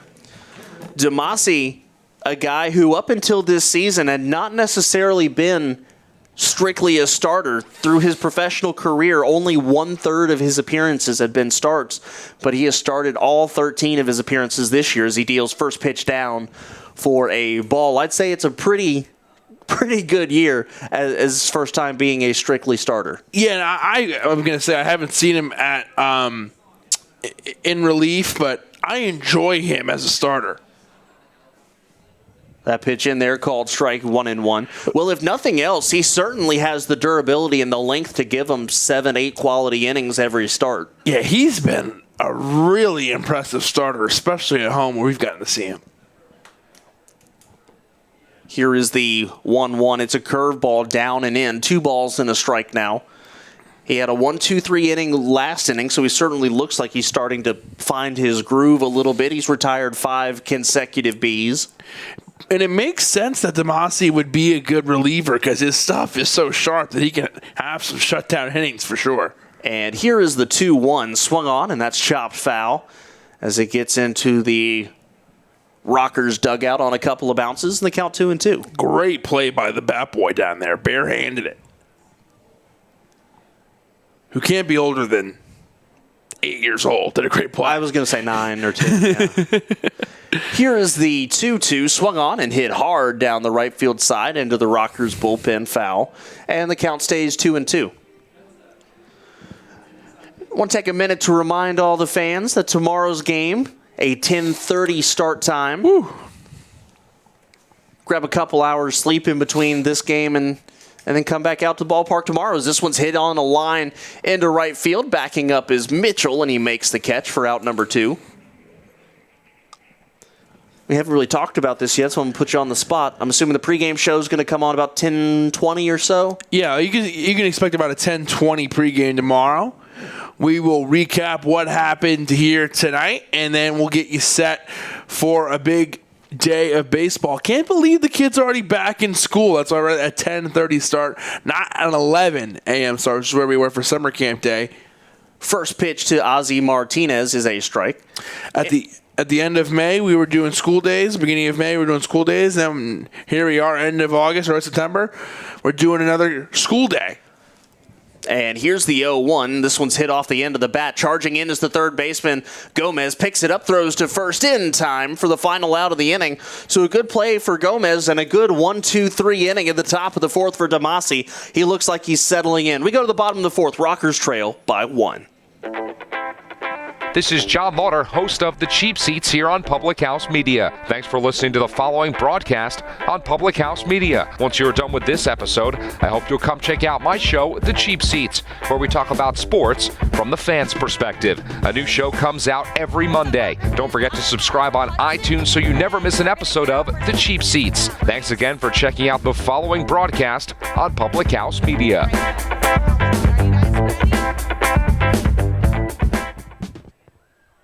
Here you go. This is Kim Meyer, the host of Choose to Rise here on Public House Media.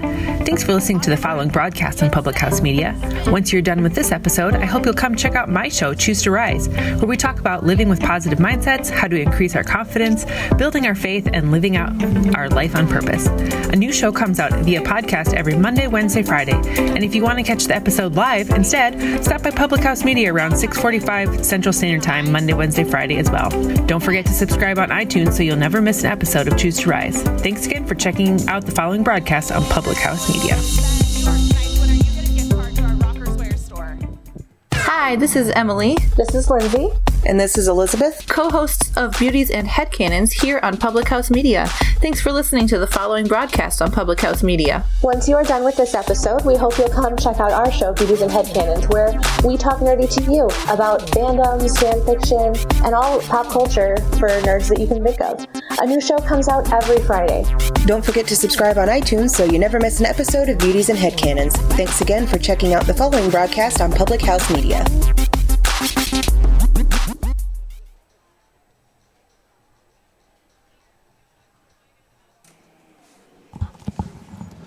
Bottom of the fourth inning, the Rockers trail 3-2. Let's go ahead and take a look at the standings here in the Atlantic League. You see the Ducks with a game lead over the Rockers.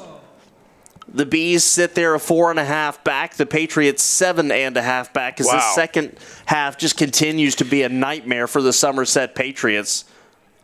As the first pitch to Russell, he swings and hits this one high in the air to right field. Going back is Collier, and he makes the catch for out number one. The Freedom Division, the York Revolution still sitting atop of it. 2-game lead over the Skeeters. You find the Blue Crabs 2 more back of them, and the Barnstormers rounding it out 7.5 out. But it's something we talked about in the last series, Kevin, where the New Britain Bees realized that their best chance of making it into the playoffs is winning the division, and they're close right now. Yeah, and what an opportunity this is for the Bees right here. Let's just say they sweep the Rockers. First pitch to Schroeder, he takes for a strike. If they pick up 3 this week, this is a completely different division. And, who would have thought? As that one to Schroeder misses. Who would have thought that the Somerset Patriots and the Barnstormers would be both 7.5 games back? I don't think if you ask people at the beginning of the second half, will the Barnstormers have more wins than the Patriots at this point of the season? Curveball will miss, and the count now 2-1. The good thing is the Rockers have a 5.5 game cushion in the wild card right now over the Somerset Patriots, and let me do the math here, 9-game cushion over the New Britain Bees. Schroeder a big swing and a miss, count 2-2. So they're sitting pretty, all things considered, for a postseason spot right now. Yeah, if you're the Bees, you're not worried about the wild card at all. That's not really going to be an option for you. I mean, perhaps, but 9.5 is a lot, especially at this point of the season. That pitch swung on and grounded towards first. Rogers will take that himself, out number 2. And the interesting thing about it is the fact that the York Revolution actually picked up some ground on Sugarland recently. They now have that 2-game lead. If Sugarland will regain the lead in their division, then it gets a little more interesting for the Rockers, because right now the Revolution are their biggest threat with the way that Somerset has been struggling in the second half. But if the Ducks win as well, then all bets are off. Then they're both in. Here's Matt Jones. He homered last inning, and he takes first pitch for a ball. Jones, 3 home runs now on the year, 18 runs batted in. And he goes too far around there, can't hold up, and the count is 1-1. Rainey Lara doing a nice job bouncing back here after giving up a pair of runs in the third inning. And here is the 1-1 to Jones. He takes down for a ball. Around the Atlantic League right now, the Revolution have a 4-1 lead over the Sugarland Skeeters, so they can extend their division lead directly with a win tonight. Jones swings, pops this one a mile high up and out of play, and the count is 2-2. The Ducks a 3-0 lead on the Blue Crabs, and the Patriots and Barnstormers no score.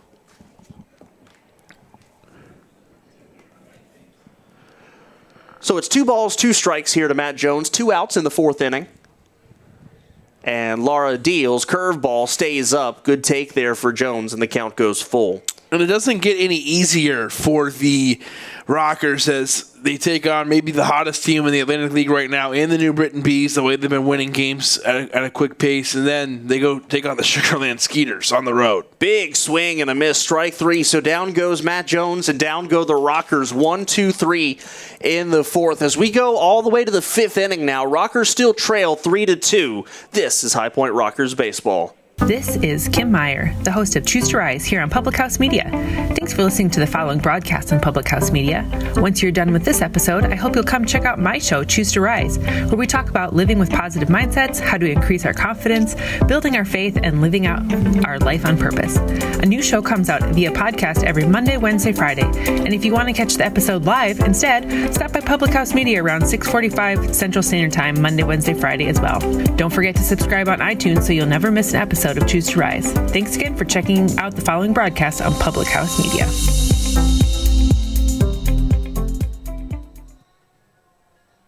Hi, this is Emily. This is Lindsay. And this is Elizabeth, co-hosts of Beauties and Headcanons here on Public House Media. Thanks for listening to the following broadcast on Public House Media. Once you are done with this episode, we hope you'll come check out our show, Beauties and Headcanons, where we talk nerdy to you about fandoms, fan fiction, and all pop culture for nerds that you can think of. A new show comes out every Friday. Don't forget to subscribe on iTunes so you never miss an episode of Beauties and Headcanons. Thanks again for checking out the following broadcast on Public House Media.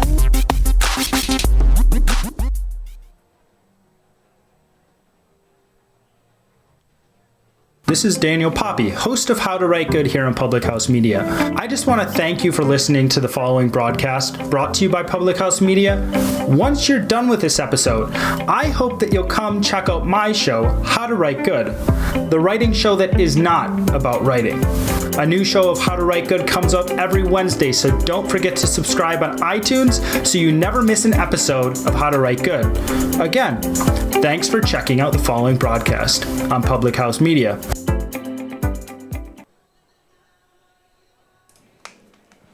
Top of the 5th inning here at BB&T Point. The lights are on. The Rockers trail by a single run, but certainly feel, at least recently, the momentum may be swinging in their favor. Dominic DeMasi will deal with Logan Moore, Zach Collier, and then back around to the top of the lineup in Darren Ford.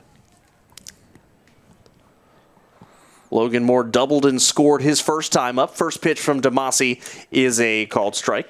That was a really important last inning for Rainey Lara because he was able to do it, and he's at 73 pitches. So that might have bought him, that buys him at least a fifth. It might get him to the sixth. DeMasi deals, and this one's hit hard on the ground to second base. Cardullo is there, and the throw on to first in time.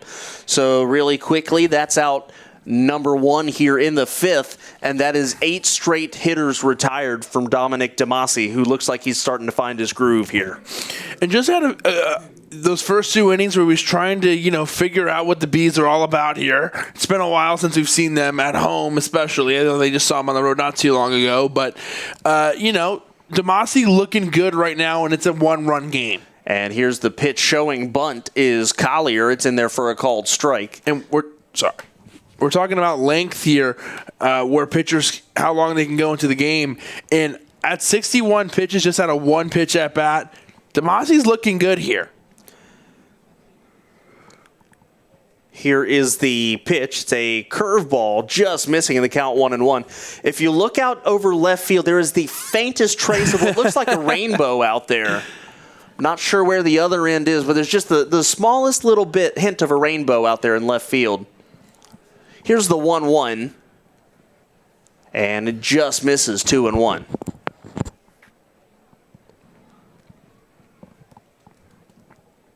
Depending on how this inning goes, DeMasi's at least got a green light for the 6th inning, I would imagine. He might be able to go 7, though. Here's the 2-1, and he spikes that one in the count 3-1. Went 90 pitches in his last start, that 6-inning effort against the Barnstormers last week. If I do my math correctly, that was Thursday. Here is the 3-1 to to Collier, and it misses ball 4. So Demasi's streak of retiring 8 straight New Britain Bees comes to an end with a 1-out walk of the speedy Collier. And they go back around the top of the lineup, do the Bees, and Darren Ford, who was 0 for 2. That's a really good job by the Zach Collier. You stand on deck and you watch as Logan Moore had a 1 or 2 pitch at bat that was an immediate out over to first base. So what do you do if you're Collier? You stand in there, you take some pitches, and it got him to first base, and it works up the count. Great job by him. So here's Dominic Demasi's first pitch to Ford, and that's down and away, ball 1. Richie Shaffer, our guest on the pregame show this afternoon. You didn't tell him you were having a hard time with him and Ricky Shaffer in the last I should have. Did you? He would have enjoyed that, I'm sure. I'm sure he hasn't heard that before. He was a great guest. Here's the 1-0. Swung on a hit on the ground to Gomez. This could be 2. Throws to second for 1. Cardullo, the relay to first in time. The Rockers go around the horn. 5, 4, 3, and a big double play. Ends up being a quick 5th inning for Demasi. We go to the bottom half of the 5th inning. It's 3-2 Bees. This is High Point Rockers baseball. This is Daniel Poppy, host of How to Write Good here on Public House Media. I just want to thank you for listening to the following broadcast brought to you by Public House Media. Once you're done with this episode, I hope that you'll come check out my show, How to Write Good, the writing show that is not about writing. A new show of How to Write Good comes out every Wednesday, so don't forget to subscribe on iTunes so you never miss an episode of How to Write Good. Again, thanks for checking out the following broadcast on Public House Media. This is Bryce Burge, host of Your Soccer Passport here on Public House Media. After this episode, come join us on a trip around the soccer world as we discuss club and country every Tuesday. Stamp your soccer passport by subscribing on Spotify, iTunes, or wherever you get your Public House Media podcasts. And thanks again for checking out the following broadcast on Public House Media. What's up, everybody? This is Christian Heimel, host of Press Row here on Public House Media. Thanks for listening to the following broadcast on Public House Media. Once you're done with this episode, I hope you'll come check out my show, Press Row, where we talk about the biggest issues in sports with the analysts, experts, and reporters who cover them. No nonsense, hard-hitting interviews on the sports topics you're talking about. A new show comes out every single Thursday. And don't forget to subscribe on iTunes so you never miss an episode of Press Row. Thanks again for checking out the following broadcast on Public House Media. This is Madeline, host of Crowned and Dangerous here on Public House Media. Thanks for listening to the following broadcast on Public House Media. Once you are done with this episode, I hope you'll come back to check out my show, Crowned and Dangerous, where Jessica and I talk about our time in the pageant world. A new show comes out bi-weekly on Thursdays. Don't forget to subscribe on iTunes so you never miss an episode of Crowned and Dangerous. Thanks again for checking out the following broadcast on Public House Media. First pitch to Stephen Cardullo in the 5th inning is swung on and hit high in the air to left field. It's back. Is it fair? No, it's foul. That had home run distance all over it. No, they're saying it's a home run. That ball certainly looked foul from here, but they're giving Cardullo the home run. Oh, my goodness. Dare I say 2 games in a row. That ball looked foul by quite a bit, but they're giving Cardullo the home run, which is his 19th of the year. This is a different crew. I don't know if they know about what happened on Sunday. This would tie the game. That's a big shot by Cardullo. Oh, my goodness.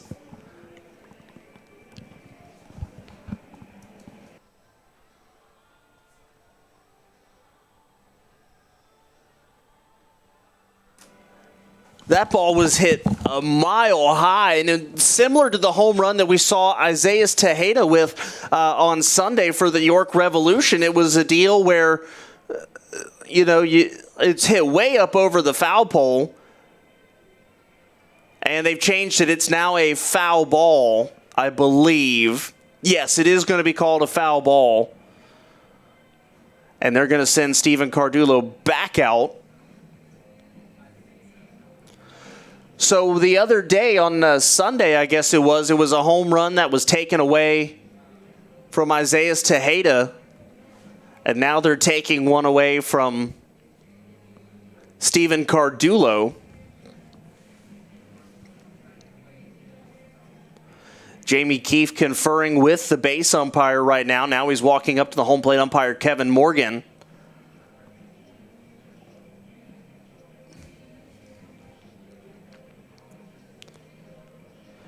Don't get me wrong, I'll pull for the High Point Rockers as hard as the next fan, but that ball certainly looked foul to me, and we've got a pretty good view of it. And so I'll at least say I'm personally not surprised they're bringing Cardulo back out. So the count 0-1 to Cardulo as he makes his way back out to the right-handed batter's box.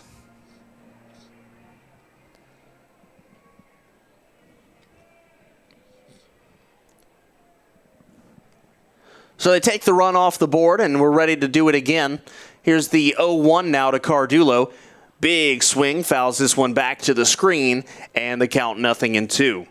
Cardulo today 0 for 1. He has struck out, he has walked, he has stolen a base. And he's down in the count 0-2 now as Rainey Lara ready to deal pitch number 76. And here it is, the 0-2. It's a curveball chopped on the ground too short. Nice pickup there, and the throw to first in time. Good play there by Ryan Jackson at short to get the speedy Cardulo at first base for out number 1. Kevin McMahon going up above and beyond the Call of Duty, raced all the way down to the control room because we mentioned earlier our replay is down. So Kevin went to go see it. It certainly looked foul from here. Yeah, there wasn't a sufficient look at it there. It was a tough play. I'm not an athlete. I really did run down there. But first pitch to Mitchell misses ball 1. It looked well foul from here. It's a tough play. From my live shot, it looked foul.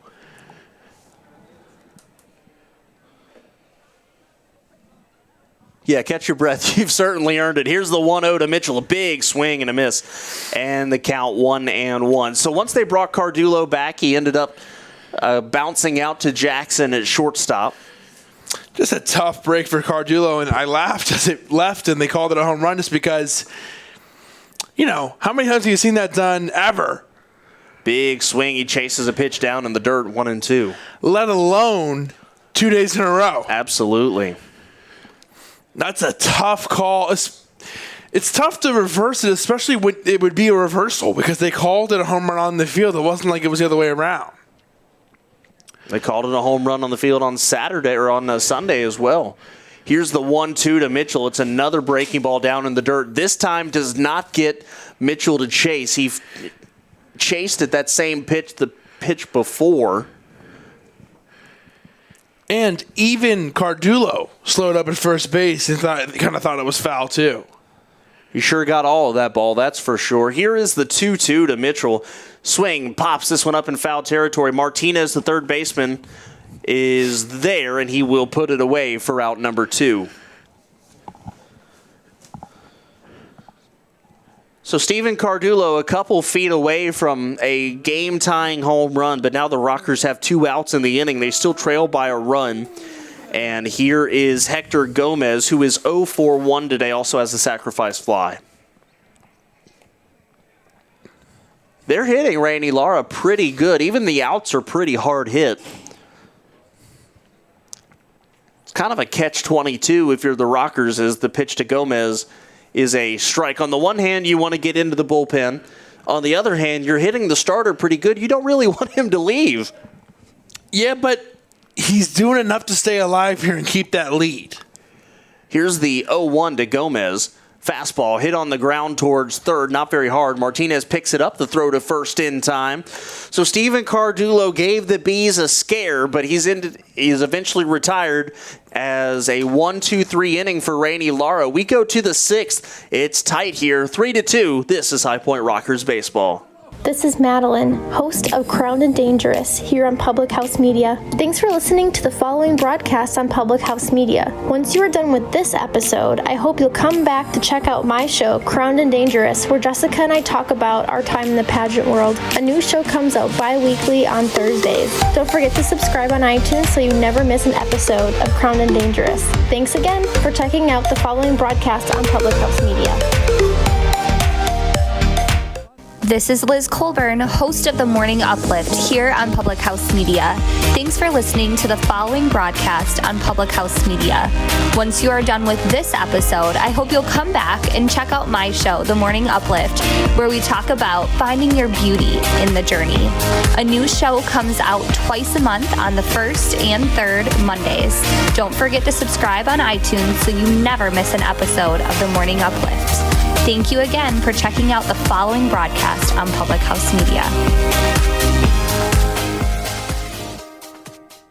This is Rachel Mullins, host of #NoFilterFriday here on Public House Media. Thanks for listening to the following broadcast on Public House Media. Once you're done with this episode, I hope you'll come check out my new show, #NoFilterFriday, where we talk about all of the sexual misconduct allegations swirling around Hollywood. A new show drops every Friday at 8:30 Pacific Standard Time. Don't forget to subscribe on iTunes so you'll never miss an episode of #NoFilterFriday. Thanks again for checking out the following broadcast on Public House Media.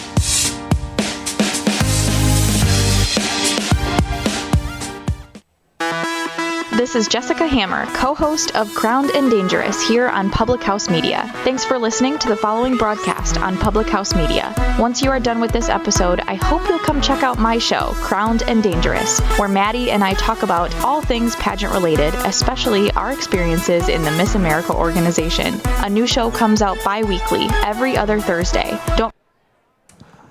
Top of the sixth inning. Kendrick Fruits, Kevin McMahon here with you at BB&T Point. And Dominic DeMasi deals first pitch to Ryan Jackson, the number 2 hitter for the Bees. It's inside ball 1. Jackson, Rogers, and Karp, 2, 3, and 4, the scheduled hitters.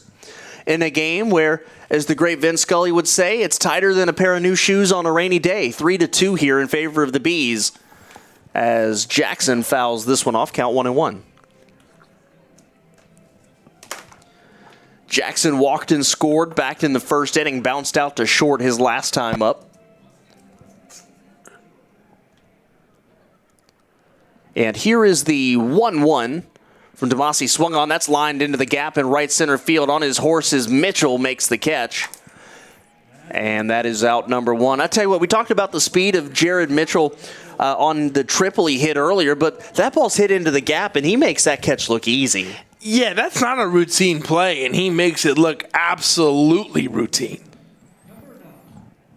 That'll bring up Jason Rogers, 0 for 2 today. Line score 3-3-0 for the Bees, 2-3-0 for the Rockers.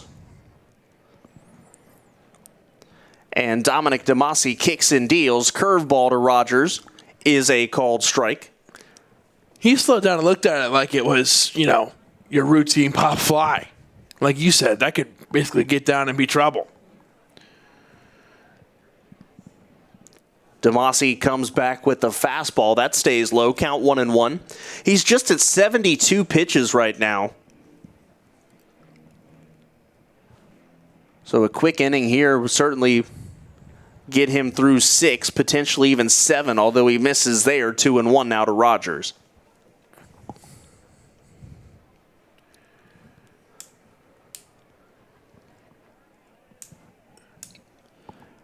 DeMasi has settled in and put up 3 straight zeros after a rough first 2 innings.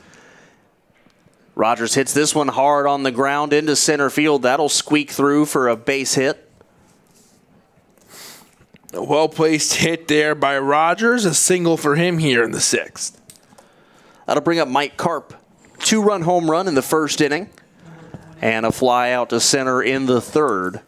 And whether or not you want Lara's night to be over yet, it might be after the 6th inning because he's at 83 already. So I'm sure, even if he gets a quick inning, he'll probably have to use at least 7 pitches. So I'll get him up to 90.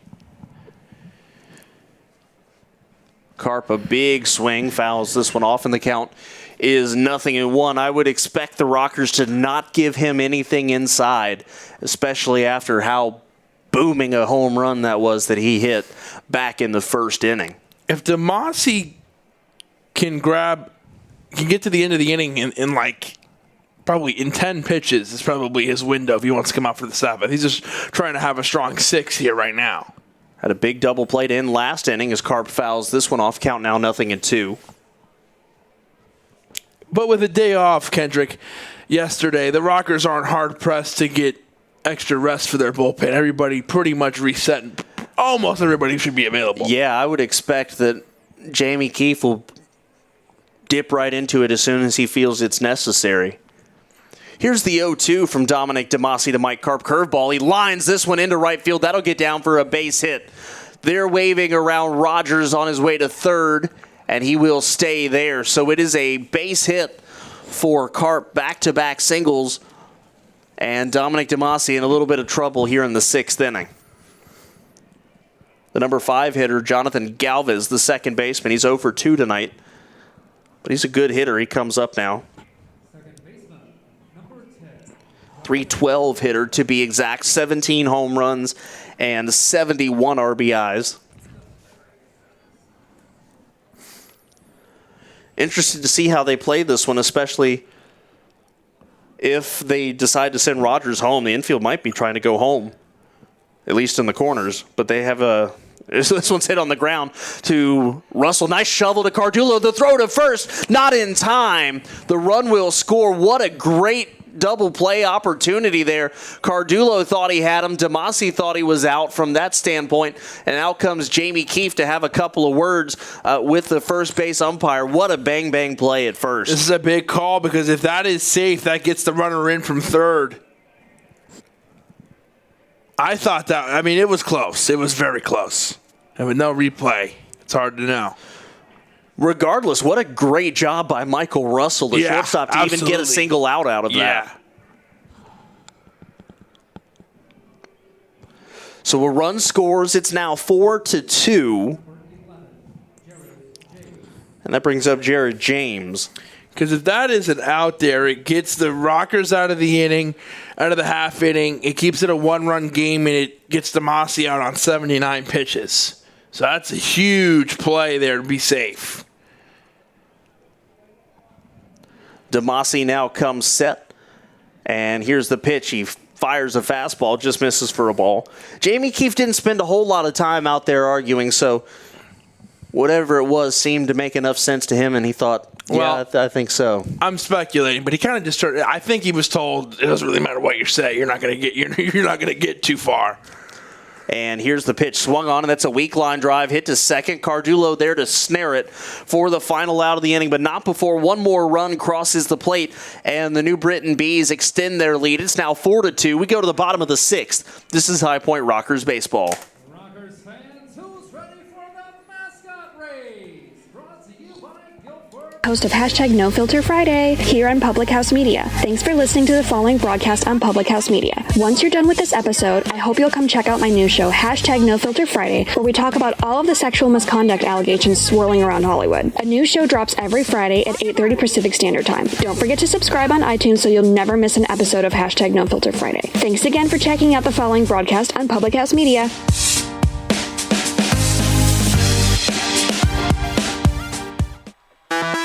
This is Jessica Hammer, co-host of Crowned and Dangerous here on Public House Media. Thanks for listening to the following broadcast on Public House Media. Once you are done with this episode, I hope you'll come check out my show, Crowned and Dangerous, where Maddie and I talk about all things pageant related, especially our experiences in the Miss America organization. A new show comes out bi-weekly, every other Thursday. Don't forget to subscribe on iTunes so you never miss an episode of Crowned and Dangerous. Thanks again for checking out the following broadcast on Public House Media. This is Jenna Burt, host of the Confessions of a Military Spouse podcast here on Public House Media. Thanks for listening to the following broadcast on Public House Media. Once you're done with this episode, I hope you'll come check out my show, Confessions of a Military Spouse, where we dig deep and talk about the unspoken hard truths of what it's really like to be a military spouse. A new show comes out bi-weekly. Don't forget to subscribe on iTunes so you never miss an episode of Confessions of a Military Spouse. Thanks again for checking out the following broadcast on Public House Media.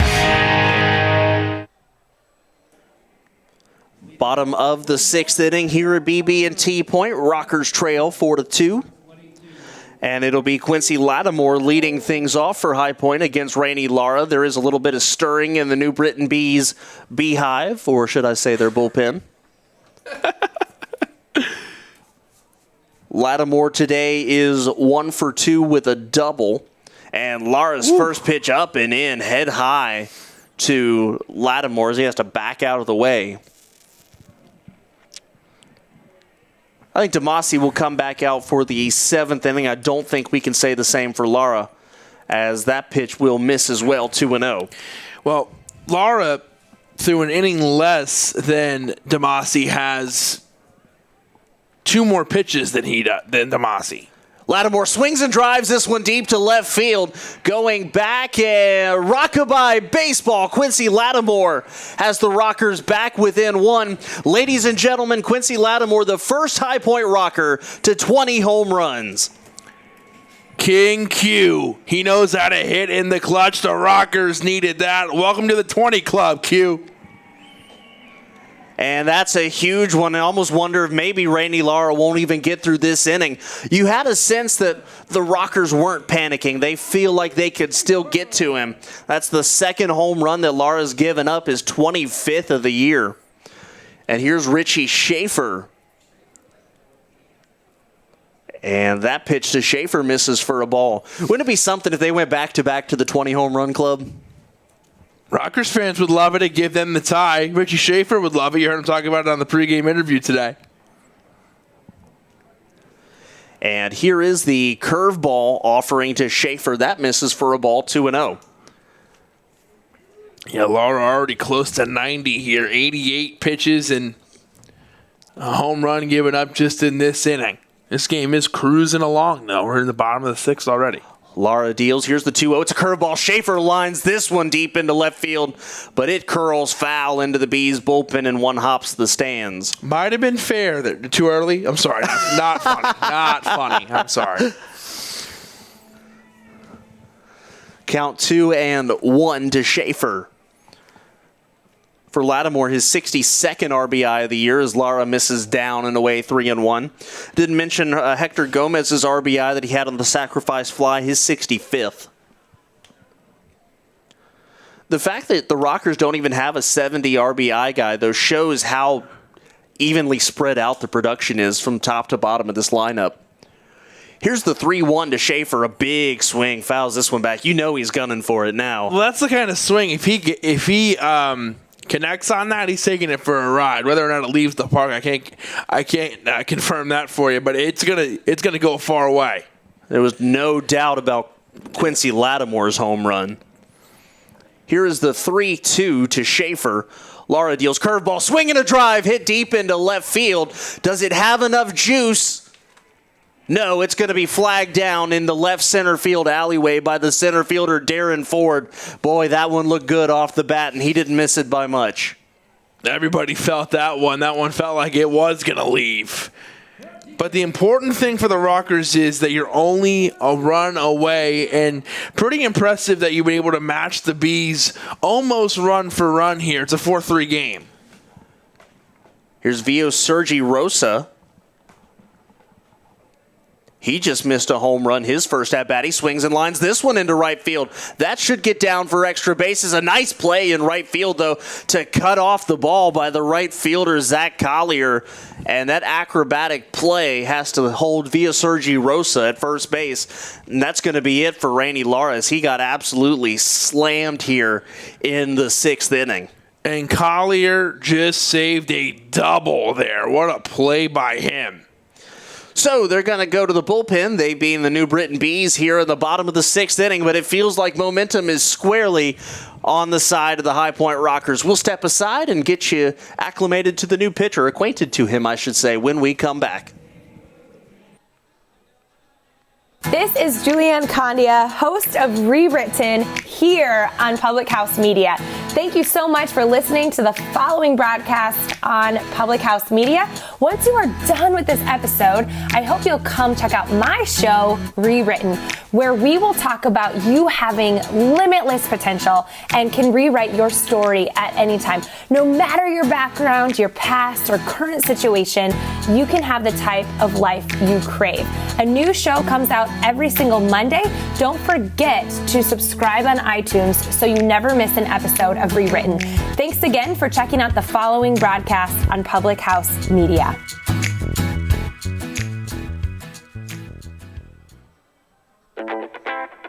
This is John Lauder, host of The Cheap Seats here on Public House Media. Thanks for listening to the following broadcast on Public House Media. Once you're done with this episode, I hope you'll come check out my show, The Cheap Seats, where we talk about sports from the fans' perspective. A new show comes out every Monday. Don't forget to subscribe on iTunes so you never miss an episode of The Cheap Seats. Thanks again for checking out the following broadcast on Public House Media.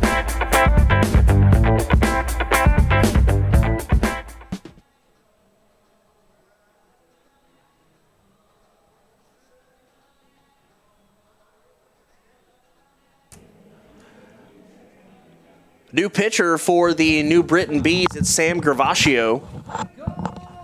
We're facing Michael Russell. Gravaccio on the year 4-5, 4.36 ERA, 41 strikeouts in 53 innings. Wears the hat sideways, kind of like Fernando Rodney. Michael Pineda was a guy that you mentioned earlier. First pitch to Michael Russell in there for a strike. Pineda would wear it just a little off to the side. This is very sideways here, but Rockers fans are familiar with him, as that one is a ball 1-1. We've seen him a few times here in BB&T Point. In that opening series for BB&T Point,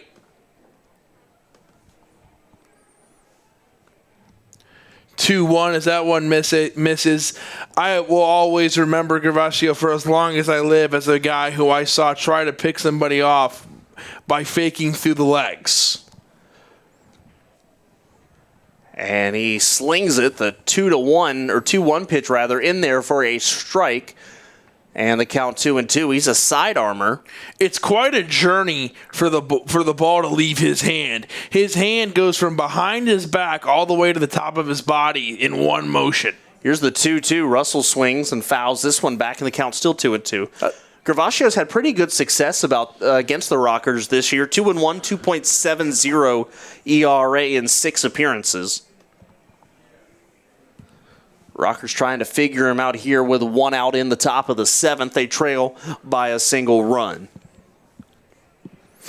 He's the guy, when he's not in the bullpen, he's leading the charge for the Bees when it comes to cheering. Anytime there's a big play, he's the first one out of the dugout to high five and get fired up. He seems to love being a New Britain Bee.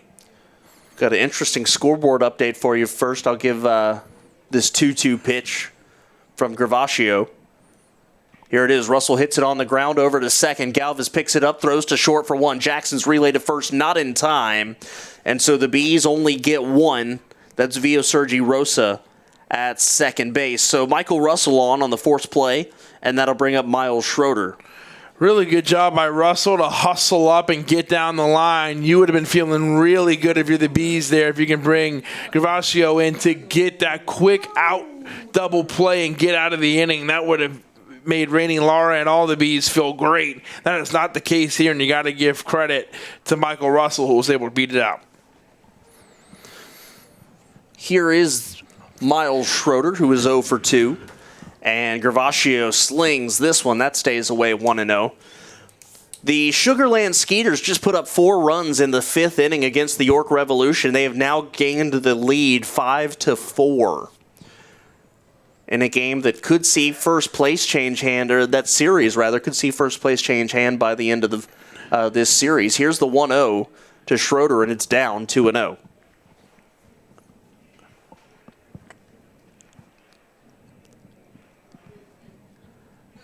So Michael Russell, the runner at first base. 2 outs in the inning, 1 run already in. And here is the pitch to Schroeder. It's in 3-0. I bet you he's taken all the way here. They called that a strike there. They did call it a strike. 2-1 then. It's a delayed strike call. I didn't watch the umpire long enough.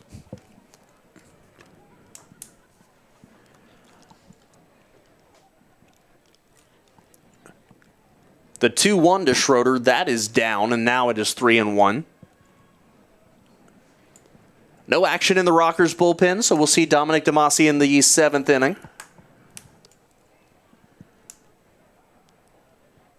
There's a lefty throwing in the bullpen for New Britain. And here's the 3-1. Runner goes, swing and a miss. Here's the throw down to second base. It's in time, but is the tag? No. Michael Russell is in, stolen base. The throw was a little wide of second to the second baseman's side. It was a good attempt there on the tag by Ryan Jackson to try to get Russell on the foot, but Russell's hand was in before the tag. But like you said, great idea. For Michael Russell, stolen base number 15. And Gervasio to deal the 3-2 to Schroeder. Here it is. It's an off-speed pitch down and in, ball 4. So the Rockers have runners on first and second now with 1 out.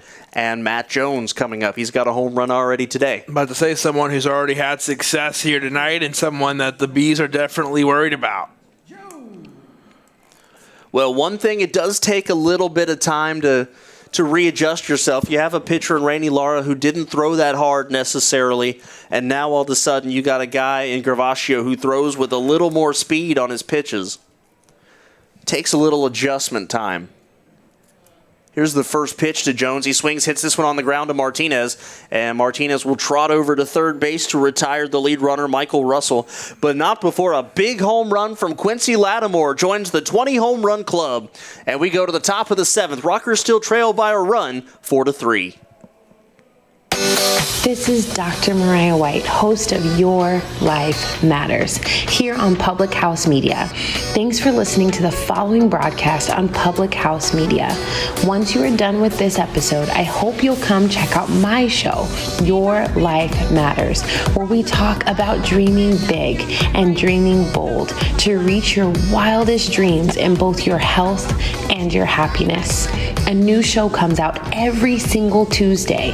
Don't forget to subscribe on iTunes so you'll never miss an episode of Your Life Matters. Thanks again for checking out the following broadcast on Public House Media.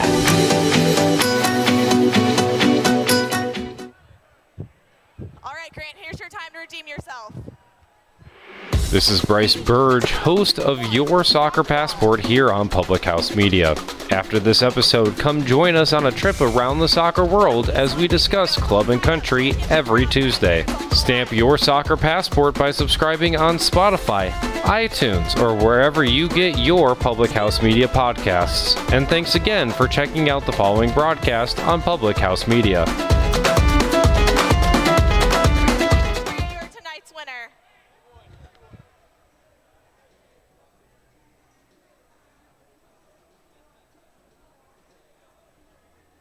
What's up, everybody? This is Christian Heimel, host of Press Row here on Public House Media. Thanks for listening to the following broadcast on Public House Media. Once you're done with this episode, I hope you'll come check out my show, Press Row, where we talk about the biggest issues in sports with the analysts, experts, and reporters who cover them. No nonsense, hard-hitting interviews on the sports topics you're talking about. A new show comes out every single Thursday. And don't forget to subscribe on iTunes so you never miss an episode of Press Row.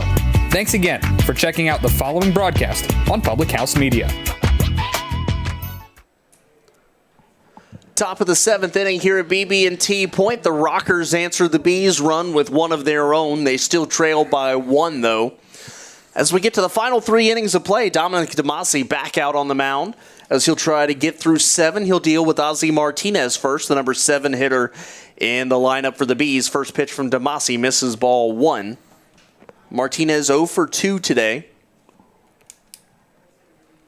And you would be thrilled if you're the Rockers if DeMasi can come out here and give you 7 innings.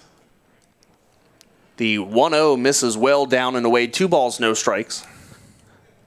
Still nobody up in the Rockers' pen. We should see a left-hander for New Britain in the bottom of the 7th.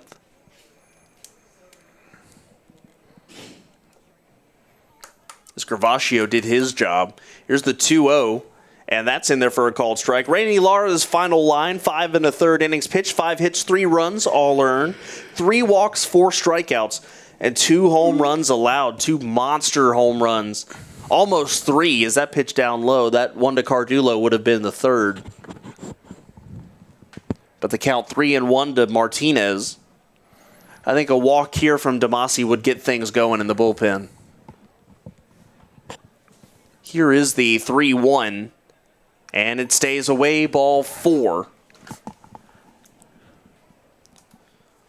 For Dominic Damasi, that is his 3rd walk allowed in the game, and just like that, somebody gets up and starts warming up in the Rocker bullpen. It is a left-hander.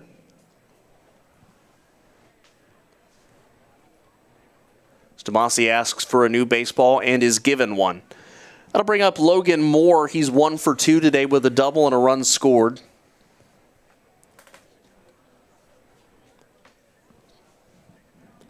Martinez takes his lead off of first base. And here's the first pitch from Damasi to Moore.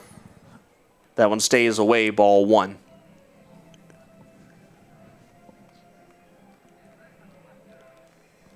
We are in darkness here. The sun is finally set at BB&T Point. There's a chance of rain this evening that's thankfully stayed away as Damasi deals this one a called strike, 1-1. We've been pretty lucky with rain all year long. We've only had one game officially rained out, and it got rained out before the game even started. It started raining at about 5:45 just after gates opened, and it never stopped. That was the first weekend. Here's the 1-1 to Moore. Swung on and rips this one foul.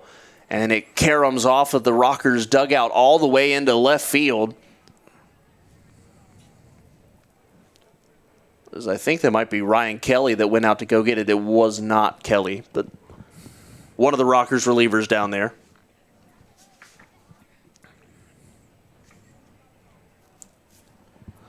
So the count 1-2 with a runner on first base. Damasi would love a double play here. Here's the 1-2. Runner goes. Swung on, and that's hit high in the air to left field. It's curling foul. And we'll do the 1-2 again as Martinez got such a head start that he was almost to third base by the time that ball landed. A couple of years ago, just reminded me of something. A couple of years ago, I went to a Nashville game, Nashville Sounds, and they were playing, I want to say it was Round Rock they were playing. And Joey Gallo, who of course is the power hitting first baseman / DH for the Texas Rangers, hit an infield pop-up so high that he had already rounded second by the time it was caught. Here's the 1-2, swung on, and that's popped up out of play again. Count 1-2 still. Former Hickory Crawdad, yeah. Joey Gallo. Mm-hmm. Lots of power in that bat. I was an intern for the Crawdads in one of his seasons there. Okay. Is he the only major leaguer from that team? Profar was a year before him. Okay. Mazzara was on that team. Gotcha. Odor was on that team. That's a good Odor, excuse me. That's a good hitting team as Damasi deals down low in the count 2-2. I bet those Crawdads scored a lot of runs that year. They did. They broke the record for home runs, I'm pretty sure. So the count 2-2 as the Rockers continue to have a left-hander throwing in the bullpen. Martinez, the runner at first base. We'll see if they send him again here. He goes. Here's the pitch. And it misses. The throw down to second is not in time. It's a stolen base for Martinez. And ball 3 to Logan Moore. And Russell tried to steal a page out of the Bees book. They're trying to tag on the foot. It didn't work, though. Just the third steal this year for Ozzie Martinez. So now it's 3-2. And with Damasi at 93 or 92 pitches, you could certainly see how a walk here might be the end of his night, as he's yet to record an out here in the 6th, or in the 7th, I should say. Runner on second. Here's the 3-2 to Logan Moore. Nobody holding Martinez on at second. Here's the 3-2 swung on, and that's hit foul down the first base side, so the count stays 3-2. Demasi is looking for at least one out here. I would think a walk would probably maybe not end this night, but definitely speed up the bullpen that's already working at a quick pace down there. I think at 94 pitches right now, I think next person to get on is the end of his night. Here's the 3-2 to Moore. Swung on, and that's again hit foul. And into the Rockers bullpen. And Logan Moore, the fact that he's dragged this on, next pitch will be number 9 in this at-bat. I was just going to say this might be it anyway, just because of the way Moore's been battling at the plate. So at least one more pitch for Logan.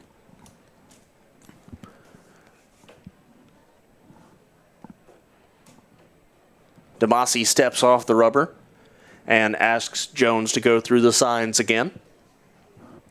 It's really important to leave this runner stranded on base. A one-run deficit for the Rockers is something that, it goes without saying, one run easier to score than two, as Moore again fouls this one off. Pitch number 10 coming in this at-bat, as Demasi is now inching closer to 100 pitches. He did a really nice job, did not have his best stuff through the first couple innings, and really settled in nicely since then.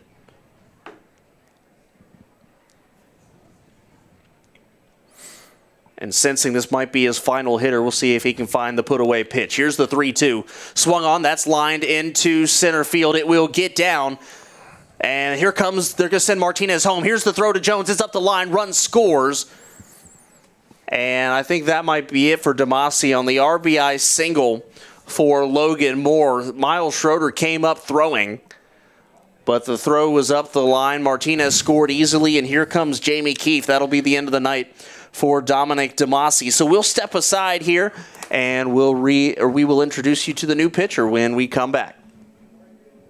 This is Madeline, host of Crowned and Dangerous here on Public House Media. Thanks for listening to the following broadcast on Public House Media. Once you are done with this episode, I hope you'll come back to check out my show, Crowned and Dangerous, where Jessica and I talk about our time in the pageant world. A new show comes out bi-weekly on Thursdays. Don't forget to subscribe on iTunes so you never miss an episode of Crowned and Dangerous. Thanks again for checking out the following broadcast on Public House Media. This is Liz Colburn, host of The Morning Uplift here on Public House Media. Thanks for listening to the following broadcast on Public House Media. Once you are done with this episode, I hope you'll come back and check out my show, The Morning Uplift, where we talk about finding your beauty in the journey. A new show comes out twice a month on the first and third Mondays. Don't forget to subscribe on iTunes so you never miss an episode of The Morning Uplift. Thank you again for checking out the following broadcast on Public House Media. This is Rachel Mullins, host of #NoFilterFriday here on Public House Media. Thanks for listening to the following broadcast on Public House Media. Once you're done with this episode, I hope you'll come check out my new show, #NoFilterFriday, where we talk about all of the sexual misconduct allegations swirling around Hollywood. A new show drops every Friday at 8:30 Pacific Standard Time. Don't forget to subscribe on iTunes so you'll never miss an episode of #NoFilterFriday. Thanks again for checking out the following broadcast on Public House Media.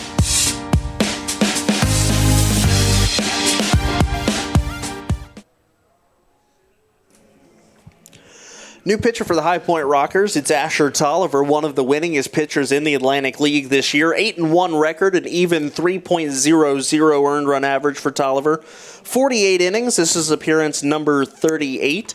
So he's a guy that can give you somewhere in the neighborhood of 1 to 2 innings. 37 strikeouts and 17 walks allowed for Tolliver. So here's the situation. Top of the 7th inning, Rockers are down by 2. And a runner on first base with nobody out.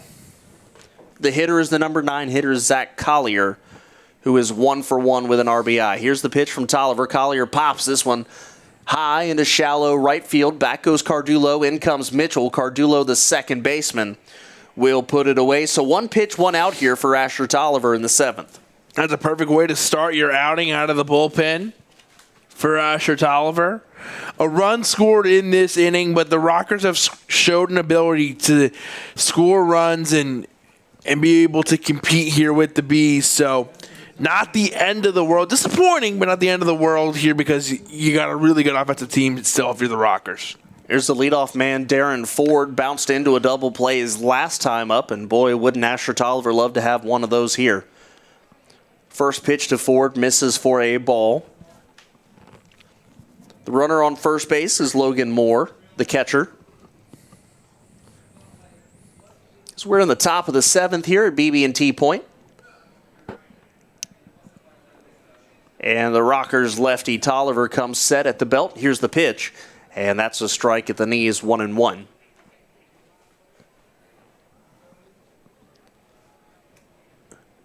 Again, we mentioned it earlier on in the broadcast, but we will be up bright and early tomorrow morning. A 10:30 start here at BB&T Point. Pregame show starts at 10:20. If you can't come out to the ball game and join us, that pitch a strike, 1-2.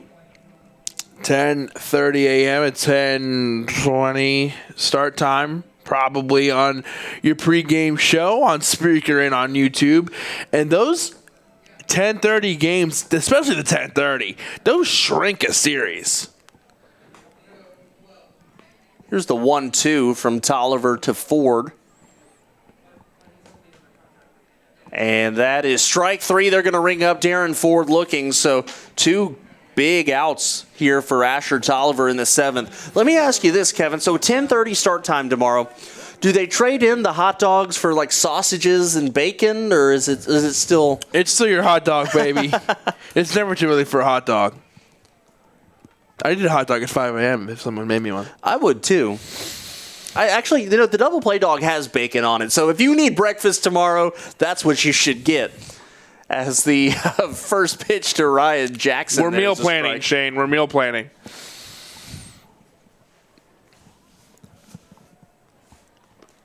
So the count 0-1 to the number 2 hitter Jackson. Runner on first base still is Moore. Runner goes. Here's the pitch. The throw down to second is a good throw. I think they got him in plenty of time. They did. A good throw from Matt Jones. As a surprise decision to send the catcher there for the final out of the inning, but not before another run comes in to score. And just like that, the Bees lead 5-3. Rockers coming to bat. It's stretch time here at the Point. Hi, this is Peggy Rojas, host of Viviendo una Vida en Balance here at Public House Media. Thanks for listening to the following broadcast on Public House Media. Once you're done with this episode, I hope you can come back and check my show, Viviendo una Vida en Balance, where we talk about life hacks to live a life in balance. And this show's in Spanish. A new show comes out every Monday, so don't forget to subscribe on iTunes and share with your friends. Again, thank you for checking out the following broadcast in Public House Media. How's it going, everybody? Hey, guys. This is Keith And Katie from Coffee with Keith and Katie on Public House Media. Thanks for listening to the following broadcast on Public House Media. When you're done listening to this show, I hope you'll come check out our show, Coffee with Keith and Katie. A new episode comes out every Sunday morning at 9 o'clock. Thanks for listening to the following broadcast on Public House Media.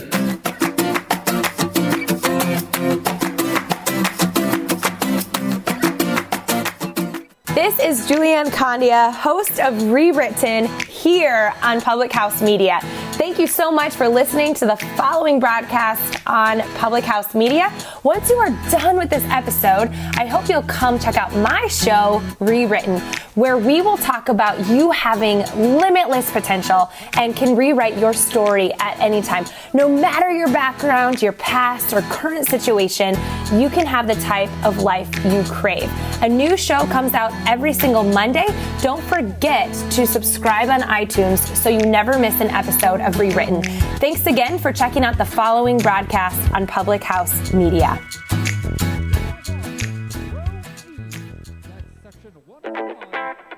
This is John Lauder, host of The Cheap Seats here on Public House Media. Thanks for listening to the following broadcast on Public House Media. Once you're done with this episode, I hope you'll come check out my show, The Cheap Seats, where we talk about sports from the fans' perspective. Bottom of the 7th inning. And Steven Cardulo will lead things off here for the Rockers. They trail 5-3. New pitcher for the New Britain Bees, Giovanni Soto, not the former Major League catcher. Here is the first pitch from Soto to Steven Cardulo. Hits a high, towering pop-up foul. Drifts out of play, count 0-1. This Giovanni Soto, 3-1 on the year, 3.35 earned run average, 26 appearances, 45 innings, 53 strikeouts, 15 walks. And here is the 0-1 from the left-handed Soto to the right-handed hitting Cardulo. And it's a fastball inside, count 1-1. Cardulo 0-for-2 today, just missed a home run his last at-bat.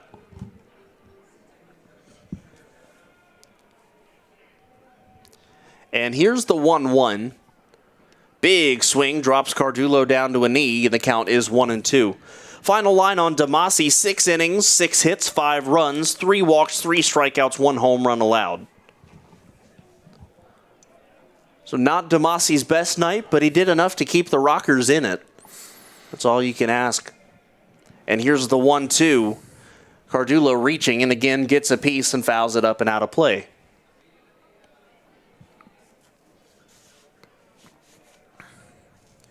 Just over 2 hours into this game. We're in the bottom of the 7th. Rockers looking to answer the Bees' run in the top of this inning with at least one of their own. And here's the 1-2. Off-speed swing and a miss. Cardulo way out in front, and that's out number 1. Here's Jared Mitchell, 1-for-3 with a triple earlier on in the game. Rockers have not led yet tonight, but they have gotten to within a single run on 2 different occasions. 3-2 and 4-3. It's now 5-3 in favor of the Bees. Here's the first pitch to Mitchell, and it stays away 1-0.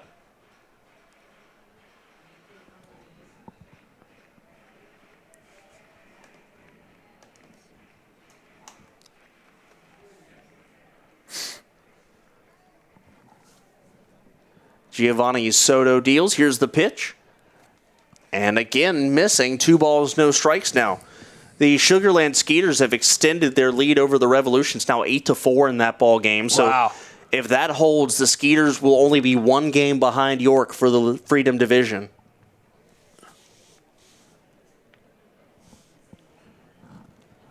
And here's the 2-0. Big swing there from Mitchell. He misses in the count 2-1. You still have plenty of time here if you're the High Point Rockers. You got the bottom of the 7th, bottom of the 8th, if you need at the bottom of the 9th. But you need to go sooner than later because it is still 2 runs, and the B bullpen so far looks pretty good. More like an A-plus bullpen than a B bullpen. Here's the pitch to Mitchell, and it misses 3-1. I'll stop with those. You're having a good time. The guy you don't want to get to, though, is Jim Fuller, the closer. 16 saves and 19 opportunities with a 1.29 ERA, although the Rockers have gotten a couple of the league's elite closers this year. Here's the 3-1 to Mitchell. Big swing. He lines this one to second base, but Galvez is there to put him away. So again, the curious case of Jared Mitchell continues where he hits it hard right to a defender. Brings up Hector Gomez. He's 0-for-2 today. Also has a sacrifice fly.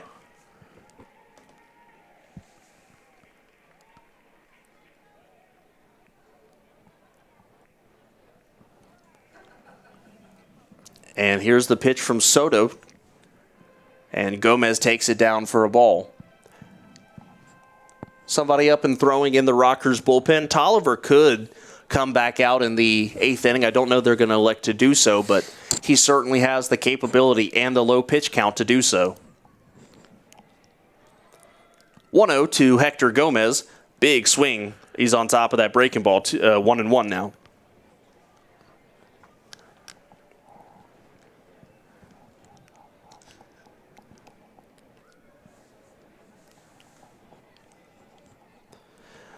Game number 116 for the High Point Rockers. Just 24 4 games remain after tonight. Wow. After this series, only 10 more home games regular season. Make sure you come out to BB&T Point and support your Rockers as they make that playoff push. This one's down and in 2-1. And again, even if they do not win tonight, they still have a pretty good cushion on a wild card spot. It's not set in stone. There's still a lot of baseball left to be played, but they've played well enough here to give themselves a little bit of pillow. Here's the 2-1, a big swing there for Gomez. He misses 2-2. And the goal for the Rockers is win home series. They want to win every series, but especially the ones at home. They've won 2 in a row. They'd love to make it 3 series wins in a row. Here's the 2-2 from Soto. He kicks and deals. Big swing and a missed strike 3, so a 1-2-3 inning for Giovanni Soto.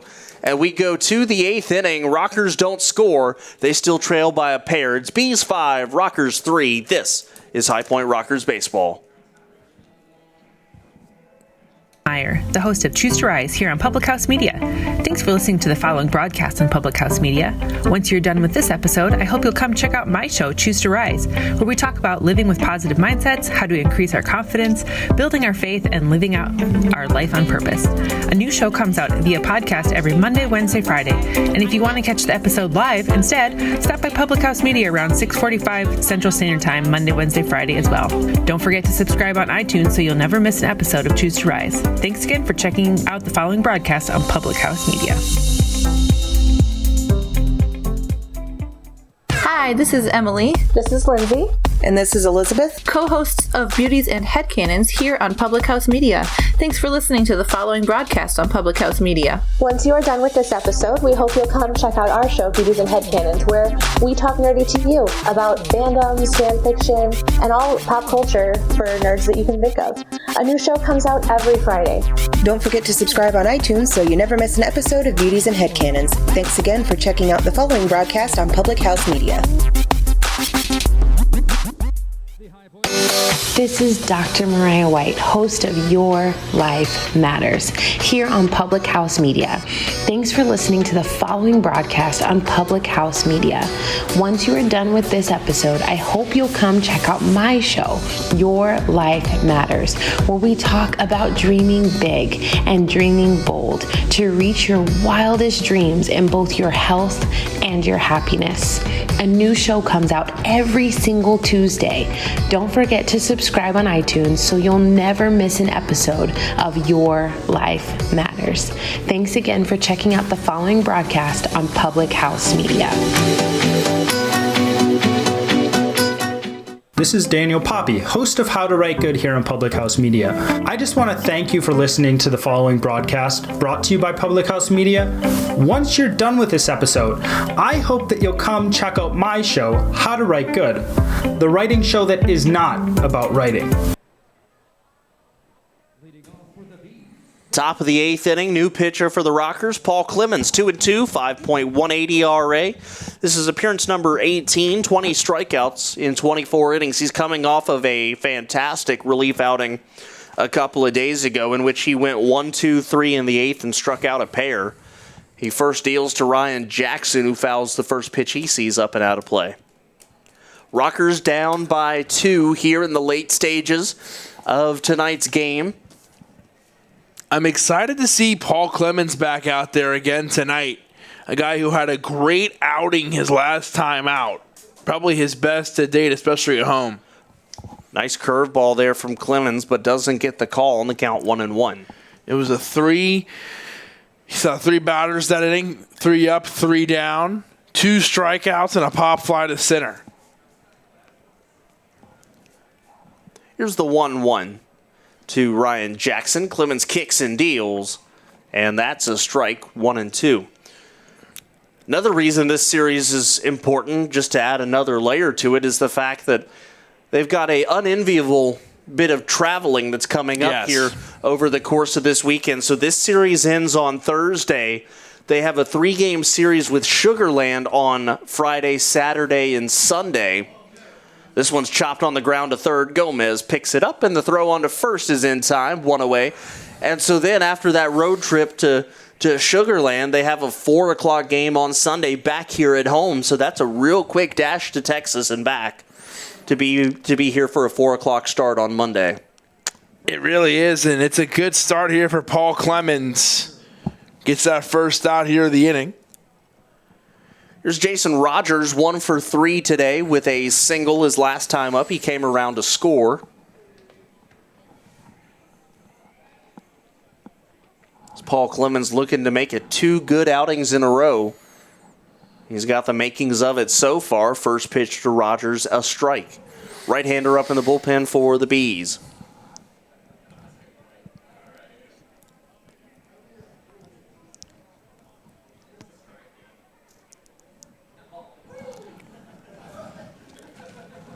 Clemens looking in to get the sign from Matt Jones. And here it is. It's a curveball in there. Strike, 0-2.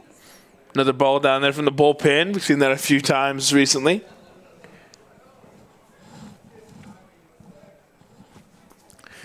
I think this is the only turf field in the Atlantic League, so sometimes guys in the bullpen, even though they've all been here at this point in the season, they're trying to get reused to being back on the turf. Takes a little bit of reacclimation for sure. Here is the 0-2 to Rogers. Clemens deals. Fastball head high. Trying to see if he could give Rogers something to chase, but he was not able to do so. Mike Karp waits on deck. His 2-run home run in the first inning. Currently the difference in this game right now. This one's hit on the ground to third. Gomez scoops it up, and the throw on to first in time. So Hector Gomez and Richie Shaffer handling all the glove work for the Rockers here in the 8th inning. 2 good outs for Paul Clemens here. And I don't want to put the jinx on him here, but he's 1 out away from 2 good outings in a row here. But it's Mike Karp who's got to deal with a guy who had the home run in the first inning. Rockers have handled Karp pretty well since then. He did reach base via a single his last time up, but Clemens fires a fastball in there for a strike. Just got to be careful about not hanging a breaking pitch to Karp because he will turn on that in a hurry. And Kendrick, you have that base open. You wonder if you get down in the count against Karp at a certain point, if you just say, you know what, I might just let him go. I think you consider it, but Galvez is such a dangerous hitter on deck as well. There is the off-speed pitch. It's a strike on the outer part of the plate, count 0-2. And I think from here on out, Clemens is going to challenge him for sure. That may have been the game plan the whole way, though.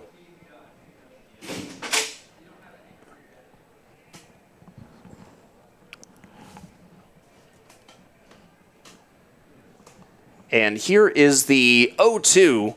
Another fastball up at the eye level for Karp. He tried that with Rogers the previous at-bat. Didn't work. We'll see if he goes back with a breaking ball in this one. Clemens comes set, looking for the 1-2-3-8. Here's the 1-2. Curveball, swing and a miss, strike 3. Another very good outing for Paul Clemens.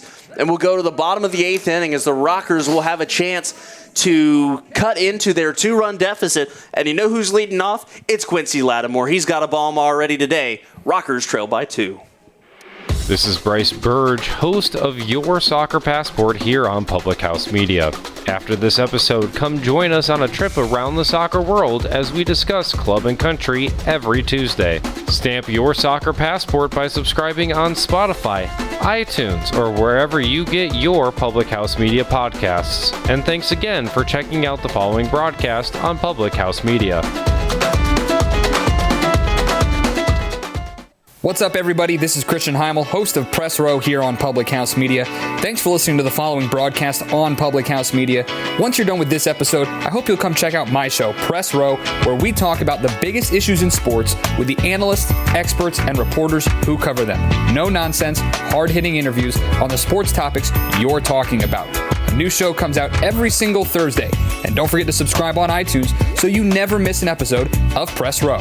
Thanks again for checking out the following broadcast on Public House Media. This is Madeline, host of Crowned and Dangerous here on Public House Media. Thanks for listening to the following broadcast on Public House Media. Once you are done with this episode, I hope you'll come back to check out my show, Crowned and Dangerous, where Jessica and I talk about our time in the pageant world. A new show comes out bi-weekly on Thursdays. Don't forget to subscribe on iTunes so you never miss an episode of Crowned and Dangerous. Thanks again for checking out the following broadcast on Public House Media. This is Liz Colburn, host of The Morning Uplift here on Public House Media. Thanks for listening to the following broadcast on Public House Media. Once you are done with this episode, I hope you'll come back and check out my show, The Morning Uplift, where we talk about finding your beauty in the journey. A new show comes out twice a month on the first and third Mondays. Don't forget to subscribe on iTunes so you never miss an episode. Bottom of the 8th inning, Quincy Lattimore, the hitter. He's already got one home run today. He also has a double, so 2 for 3. And a big home run swing at the first pitch. He missed strike one. New pitcher Brady Dragmeyer, 1-0, 6.23 earned run average. 13 innings pitched. He's walked 12, though, in those 13 innings. So sometimes control, not one of his fortes. Here's the 0-1 to Lattimore, another fastball. And the count is 0-2. Well, if control sometimes isn't his strong spot, I can tell you something that is. After 2 pitches, he's got some speed to his fastball. And he is working fast as well, not just the speed of the ball, but his pace is quick. Dragmeyer kicks and deals here to Lattimore. He tries to change him with the off-speed pitch. Lattimore stayed back just long enough to get a piece, and the count is still 0-2.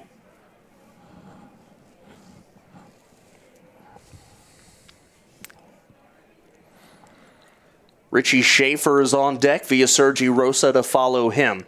Here's the 0-2. And this one, strike 3. They're going to ring up Lattimore looking for out number 1. That'll bring up Richie Shaffer, 0 for 1 today. He's also walked twice and has stolen his first base of the year.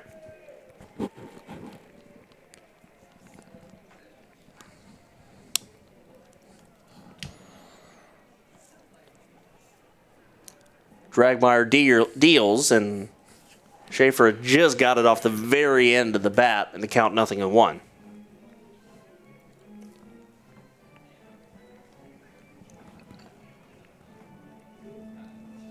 Rockers down by 2. They have 5 outs to change that.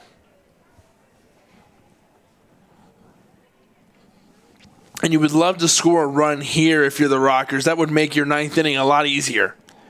Fastball way up and in. Schaefer's got a pirouette out of the way of that one. I think it's a pirouette. I don't know my ballet terms, but either way, it's 1-1. Action up in the Rockers bullpen. Here's the 1-1. And this one's going to stay just down. 2 balls and a strike now. So a hitter's count here as Logan Moore goes out to have a quick word with Dragmeyer. He sees something he wants to make an adjustment with. Richie Shaffer all of a sudden is in a hitter's count, so Dragmeyer's going to have to throw a strike here most likely. Schaefer's going to be very selective with this pitch, I would guess.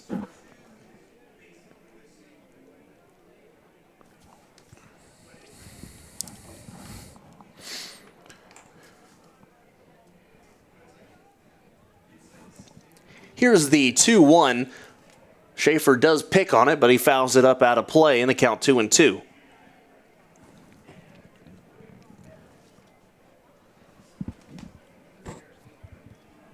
Vio Sergi Rosa waits on deck. Rockers have battled back a couple of times today, have not been able to take the lead, though. This pitch swung on and hit deep in the air to right field. Going back at the track, leaping. And I think it's off the wall, maybe. Nobody really knows. Home run. Home run. They're going to signal home run. So Richie Shaffer has gone deep. A leaping effort there by Zach Collier, but Richie Shaffer joins the 20 home run club with his 20th blast of the year. And for the third time today, the Rockers down by a single run.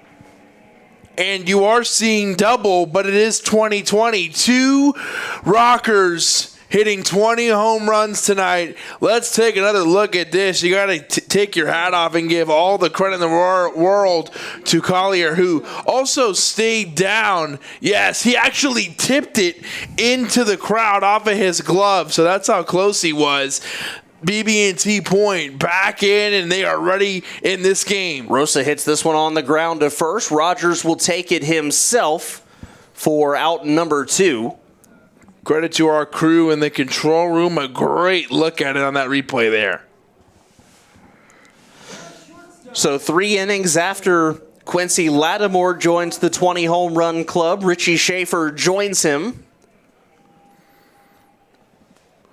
This will be a fun battle just between 2 teammates. So look, I mean, really 3. Can't count out Steven Cardulo yet either, but just to see who ends up as the leader in home runs this year for the Rockers. Here's Michael Russell.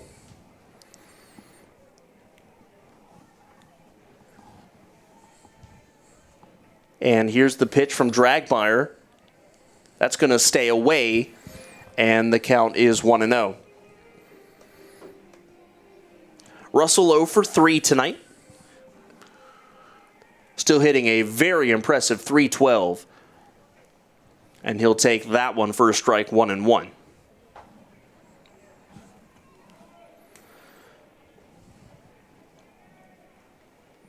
So for Richie Shaffer, RBI number 55. That one is low, and it's 2-1 now to Russell. Well, as many guys as you can have pick up some hits and get on base here, the closer you are to getting back around to the top of the lineup for the 9th. As this one is just in. Good job by Michael Russell not to swing, and the count now 3-1. And we talk about have-tos. We talk about absolutes. You absolutely had to get a run there. You needed that's going to make the 9th inning much easier, much more digestible. Russell swings, fouls this one off, and the count goes full. In this, sorry, go ahead. Well, I was just going to say, especially when you consider the fact that you're most likely about to face one of the best closers in the Atlantic League, so certainly 1 run would be a lot more manageable than 2. I mean, it goes without saying, but still. Right, and the Rockers are...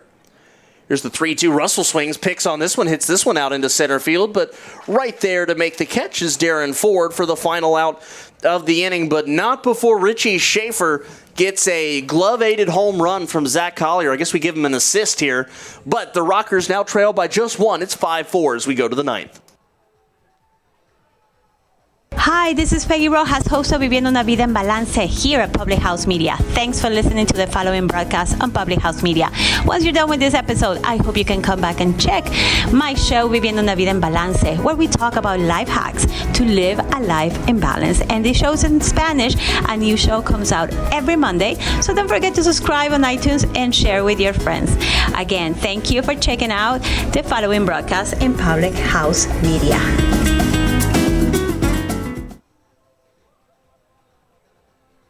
How's it going, everybody? Hey guys, This is Keith. and Katie from Coffee with Keith and Katie on Public House Media. Thanks for listening to the following broadcast on Public House Media. When you're done listening to this show, I hope you'll come check out our show, Coffee with Keith and Katie. A new episode comes out every Sunday morning at 9 o'clock. Thanks for listening to the following broadcast on Public House Media.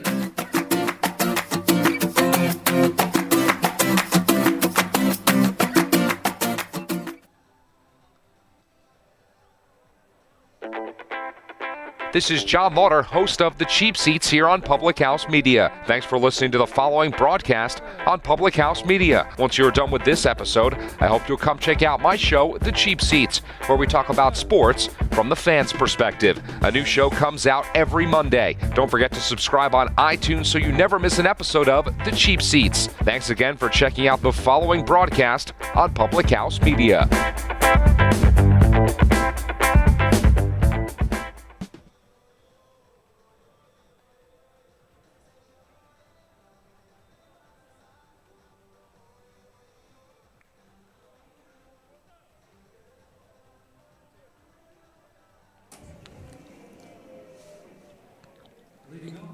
Top of the ninth, the High Point Rockers go back to the bullpen. This time it's Sam Runyon, the All-Star, getting the call. He comes into tonight's game 3-2, 5.28 earned run average, 46 innings. He struck out 38, has walked only 8 hitters this year, so fantastic control for Runyon. He'll face Galvez, James, and Martinez. First pitch to Jonathan Galvez, a called strike at the count 0-1. That is a delayed call there. I will give Morgan the benefit of knowing that there's ABS there, but that is a late call. He's had a couple of those tonight. Here's the 0-1. This one's chopped on the ground to short. Russell's having a charge, a tough play. The throw to first. Can Shaffer scoop it? He does, but not in time as Jonathan Galvez legs it out for an infield single. That ball took a weird hop on Michael Russell. I think it hopped cross body at the last moment. As I don't think he realized he was called safe. No. They were doing a substitution, but they never called timeout. So this is interesting here. I guess they're saying they never called timeout on the pinch hitter. Oh, there's going to be some upset, some tempers flaring here. So if time wasn't called, he's out then at first base. Yeah, I don't think there was an official time called, and Galvez has had enough.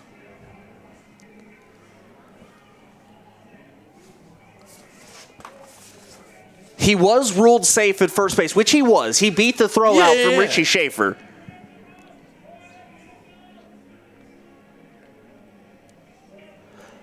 Have you ever seen that? No, I can't say that I have.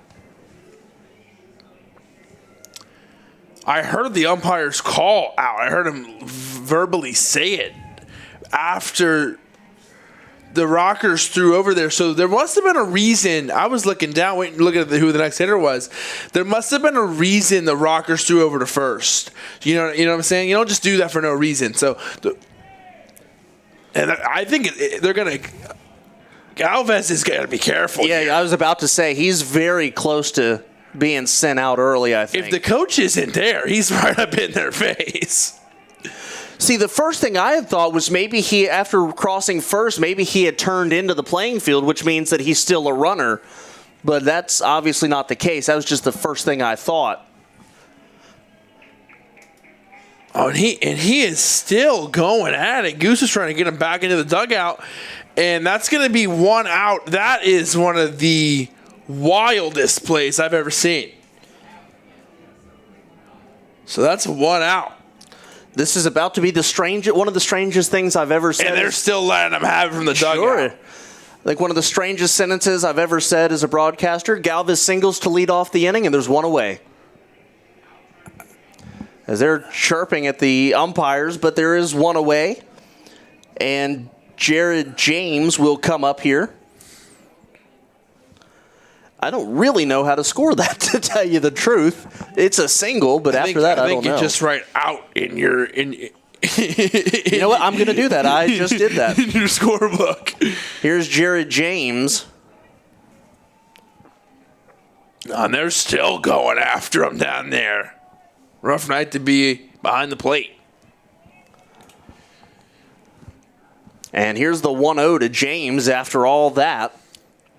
And the count is now 2-0. Well, if Runyon could get a quick 1-2-3 inning, you think the Rockers go to the ninth inning with a little bit of momentum from that play, from the last inning. You think that maybe they've got a shot as Runyon drops a curveball in there for a strike 2-1. And it's about the way you score runs, too, sometimes that helps you get momentum. The fact that it's been a lot of home runs, that helps give you extra momentum. Rockers have been powered by the long ball today as that one's popped up and out of play, 2-2.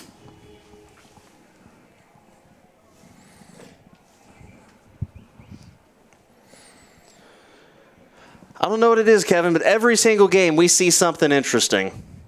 We've seen two things that have made you raise an eyebrow tonight. The home run and then that play.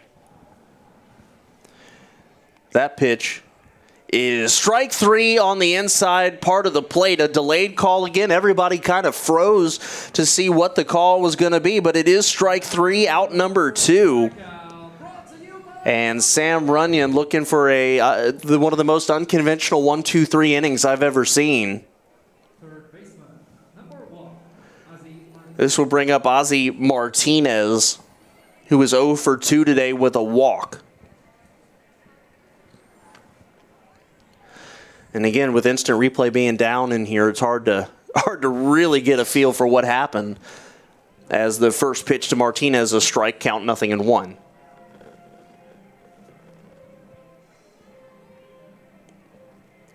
Runyon working quickly. Here's the 0-1. That's going to stay away. 1 ball, 1 strike now to Martinez.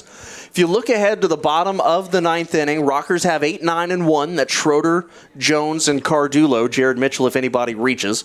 Here's the 1-1 to Martinez. A curveball or a slider, maybe a harder slider, fouled off in the count 1-2. So I think I know what happened. All right, what you got? So Galvez, I've just watched it back. Galvez came down. When he came back, I don't know if what the verbal was, but I can just tell you what I saw. I saw him come. He came on the fair side of the bag, stepped over it, and cut across the field that way. Martinez swings and fouls that one off, and the count is 1-2. So what happens is the moment he did that, Richie Shaffer called for the ball. Sure, saying, come over here, come over here. Did he, when he crossed first base, did he turn left? His body was in that way, and then he kept going across the field. So so the crossing the field part isn't the big thing. The thing is, here's the 1-2, and it misses 2-2. When you cross first base, if you turn back into the field of play, you are still a runner. If you turn to the right towards the dugout, it is over. You're saying, I'm stopping at first base. I make the point to say he was coming across the field to say that he had to go towards that base to do that. Correct. As this one has popped up in foul territory, racing over is Gomez. Will he have a play at the net? No, it's going to hit off the net into the Bees dugout. So really what we've got to say is a fantastic heads-up play for Richie Shaffer then to see that. We'll take another look at it in between innings, so when we come back. Yeah, if you turn into the field of play after crossing first base, you are considered still a runner. So we will give a full look at it when we come back, and we'll be able to break it down for you further after that. So here's the 2-2 to Martinez from Runyon as he's looking for, as I've said, one of the most unconventional 1-2-3 innings I've ever seen. Here's the pitch, and again fouled off. Martinez doing a good job of staying alive, making him work.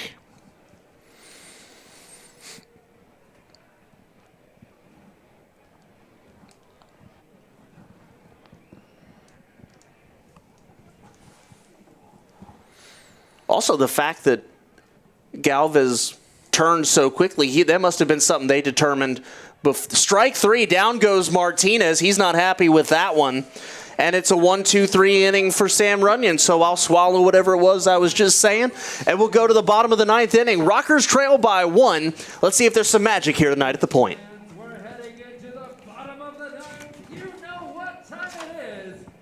This is Julianne Condia, host of Rewritten here on Public House Media. Thank you so much for listening to the following broadcast on Public House Media. Once you are done with this episode, I hope you'll come check out my show, Rewritten, where we will talk about you having limitless potential and can rewrite your story at any time. No matter your background, your past, or current situation, you can have the type of life you crave. A new show comes out every single Monday. Don't forget to subscribe on iTunes so you never miss an episode of Rewritten. Thanks again for checking out the following broadcast on Public House Media.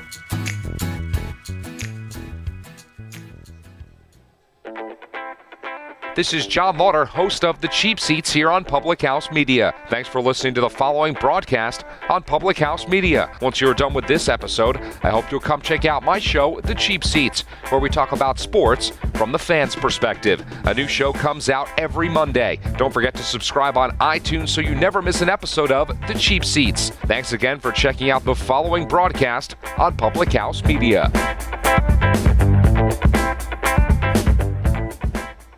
This is Kim Meyer, the host of Choose to Rise here on Public House Media. Thanks for listening to the following broadcast on Public House Media. Once you're done with this episode, I hope you'll come check out my show, Choose to Rise, where we talk about living with positive mindsets, how to increase our confidence, building our faith, and living out our life on purpose. A new show comes out via podcast every Monday, Wednesday, Friday. And if you want to catch the episode live instead, stop by Public House Media around 6:45 Central Standard Time, Monday, Wednesday, Friday as well. Don't forget to subscribe on iTunes so you'll never miss an episode of Choose to Rise. Thanks again for checking out the following broadcast on Public House Media.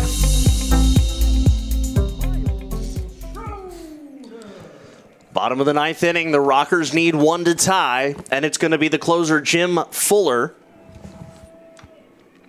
And we come back to BB&T Point. We've looked at the replay, and we don't have much more information than we did before. Miles Schroeder will lead off, then Matt Jones, then the top of the lineup with Cardullo. Fuller's first pitch is in there for a strike, and he is having a fantastic season for the New Britain Bees. 5-2, 1.29 ERA. This is his 46th appearance, 16 saves in 19 chances. Here's the 0-1, and that misses 1-1 to Schroeder.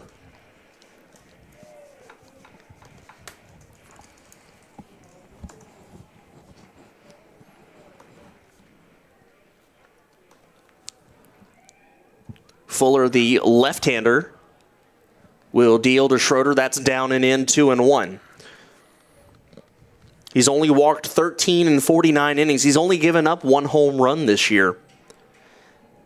In fact, most he's ever given up in a year is 4.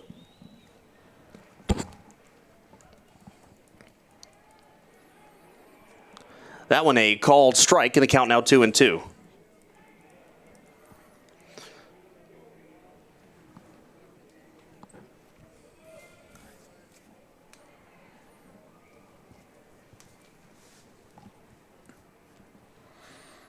And here is the 2-2 swing and a miss, strike 3. So Schroeder is down for out number 1. That'll bring up Matt Jones. He's got a home run tonight. I was speaking to someone or texting with someone in between innings, and their thought is what my original thought was, that maybe Galvis thought he was called out. But then why would they bring in a pinch runner? Well, that's what I'm saying, though. They probably knew. The manager might have already decided. Galvis may not have even seen the pinch runner. Well, he also made the motion to the pitcher, to the umpire, that he was doing a switch. So I think he knew. That one a called strike to Matt Jones. Because then why would he come out so mad if he was already out? Yeah, very, very interesting. It all doesn't make. Nobody is right or wrong. Yes, and you might be right because we didn't have a microphone down there. We can't hear. So who knows? This one down low, and the count is 1-1. Maybe this is something we can go talk to Jamie Keefe about before the game tomorrow. Just say, hey, what happened? Just so for our clarification. Yeah, we'll talk to somebody and try to find out what happened. And we will let you know tomorrow. Here's the 1-1 to Matt Jones from Fuller. It's off-speed pitch. It's away, 2-1. Jones already has one home run today, but the Rockers aren't necessarily thinking home run. They just want a base runner here in the ninth inning. 3 times the Rockers have been down by a single run. Let's see if they can come all the way back here. Here's the 2-1 from Fuller. Jones swings, hits this one high in the air to center field, but this ball starts to die, and it is caught in deep left center field by Ford. Well, this is who you want coming up if you're the High Point Rockers. Yes, there's 2 outs, but you have a very consistent hitter here in Stephen Cardullo. And he's consistent and he's got power. 60 RBIs, 18 home runs. We've seen 2 guys reach the 20 home run mark tonight. Can he keep pace and get 19? Here's the first pitch from Fuller. It's a curveball that must have slipped out of his hands. Misses way outside, 1-0. You'd love a base runner here as well. I was about to say, home run would be great, but I think the Rockers would be more than happy just to get a guy on base and keep the inning going. Next man up mentality. Here's the 1-0, and that is inside. No, it's called strike, and the count 1-1. Kevin Morgan, the home plate umpire, has gotten me a couple of times today. He's gotten a few of us today.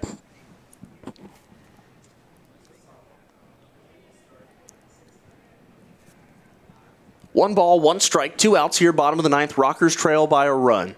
And here's the 1-1 to Cardulo. That's down low, 2-1.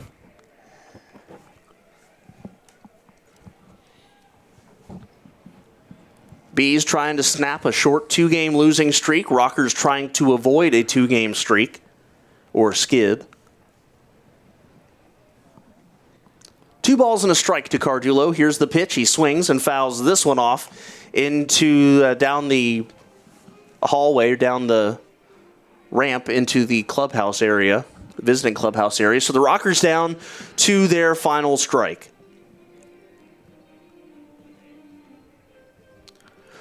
Two balls, 2 strikes, 2 outs, bottom of the 9th. Rockers down 1. Fuller comes set. And the lefty kicks and deals to Cardulo. Swung on and pops this one up in the infield. Right there is Rogers to make the catch. And that's the final out of the inning and the final out of the ball game. The Rockers hang tough all night, but they end up dropping this one 5-4 to the New Britain Bees. A game where the Rockers have to be proud of themselves. They stayed in it till the very end. They worked hard, but it was the Bees who got off to a great start, and that was enough to push them to the win. Not Dominic DeMassi's best outing. It was he hung tough kind of outing. 5 runs in 6 innings, but looked really good in the middle of his outing. Not so good at the beginning, not so good at the end, but he looked good in the middle, and he kept the team in it. And the offense kept getting close. They had guys on base, especially against Rainey Lara. Their opportunities were there. They just couldn't capitalize every time. And against Lara might have been their best chances, as you said. I think two of the 3 or all 3 home runs were hit against him. 2 of the 3. Yeah, 2 of the 3. And if you're the Rockers, there's things to be excited about.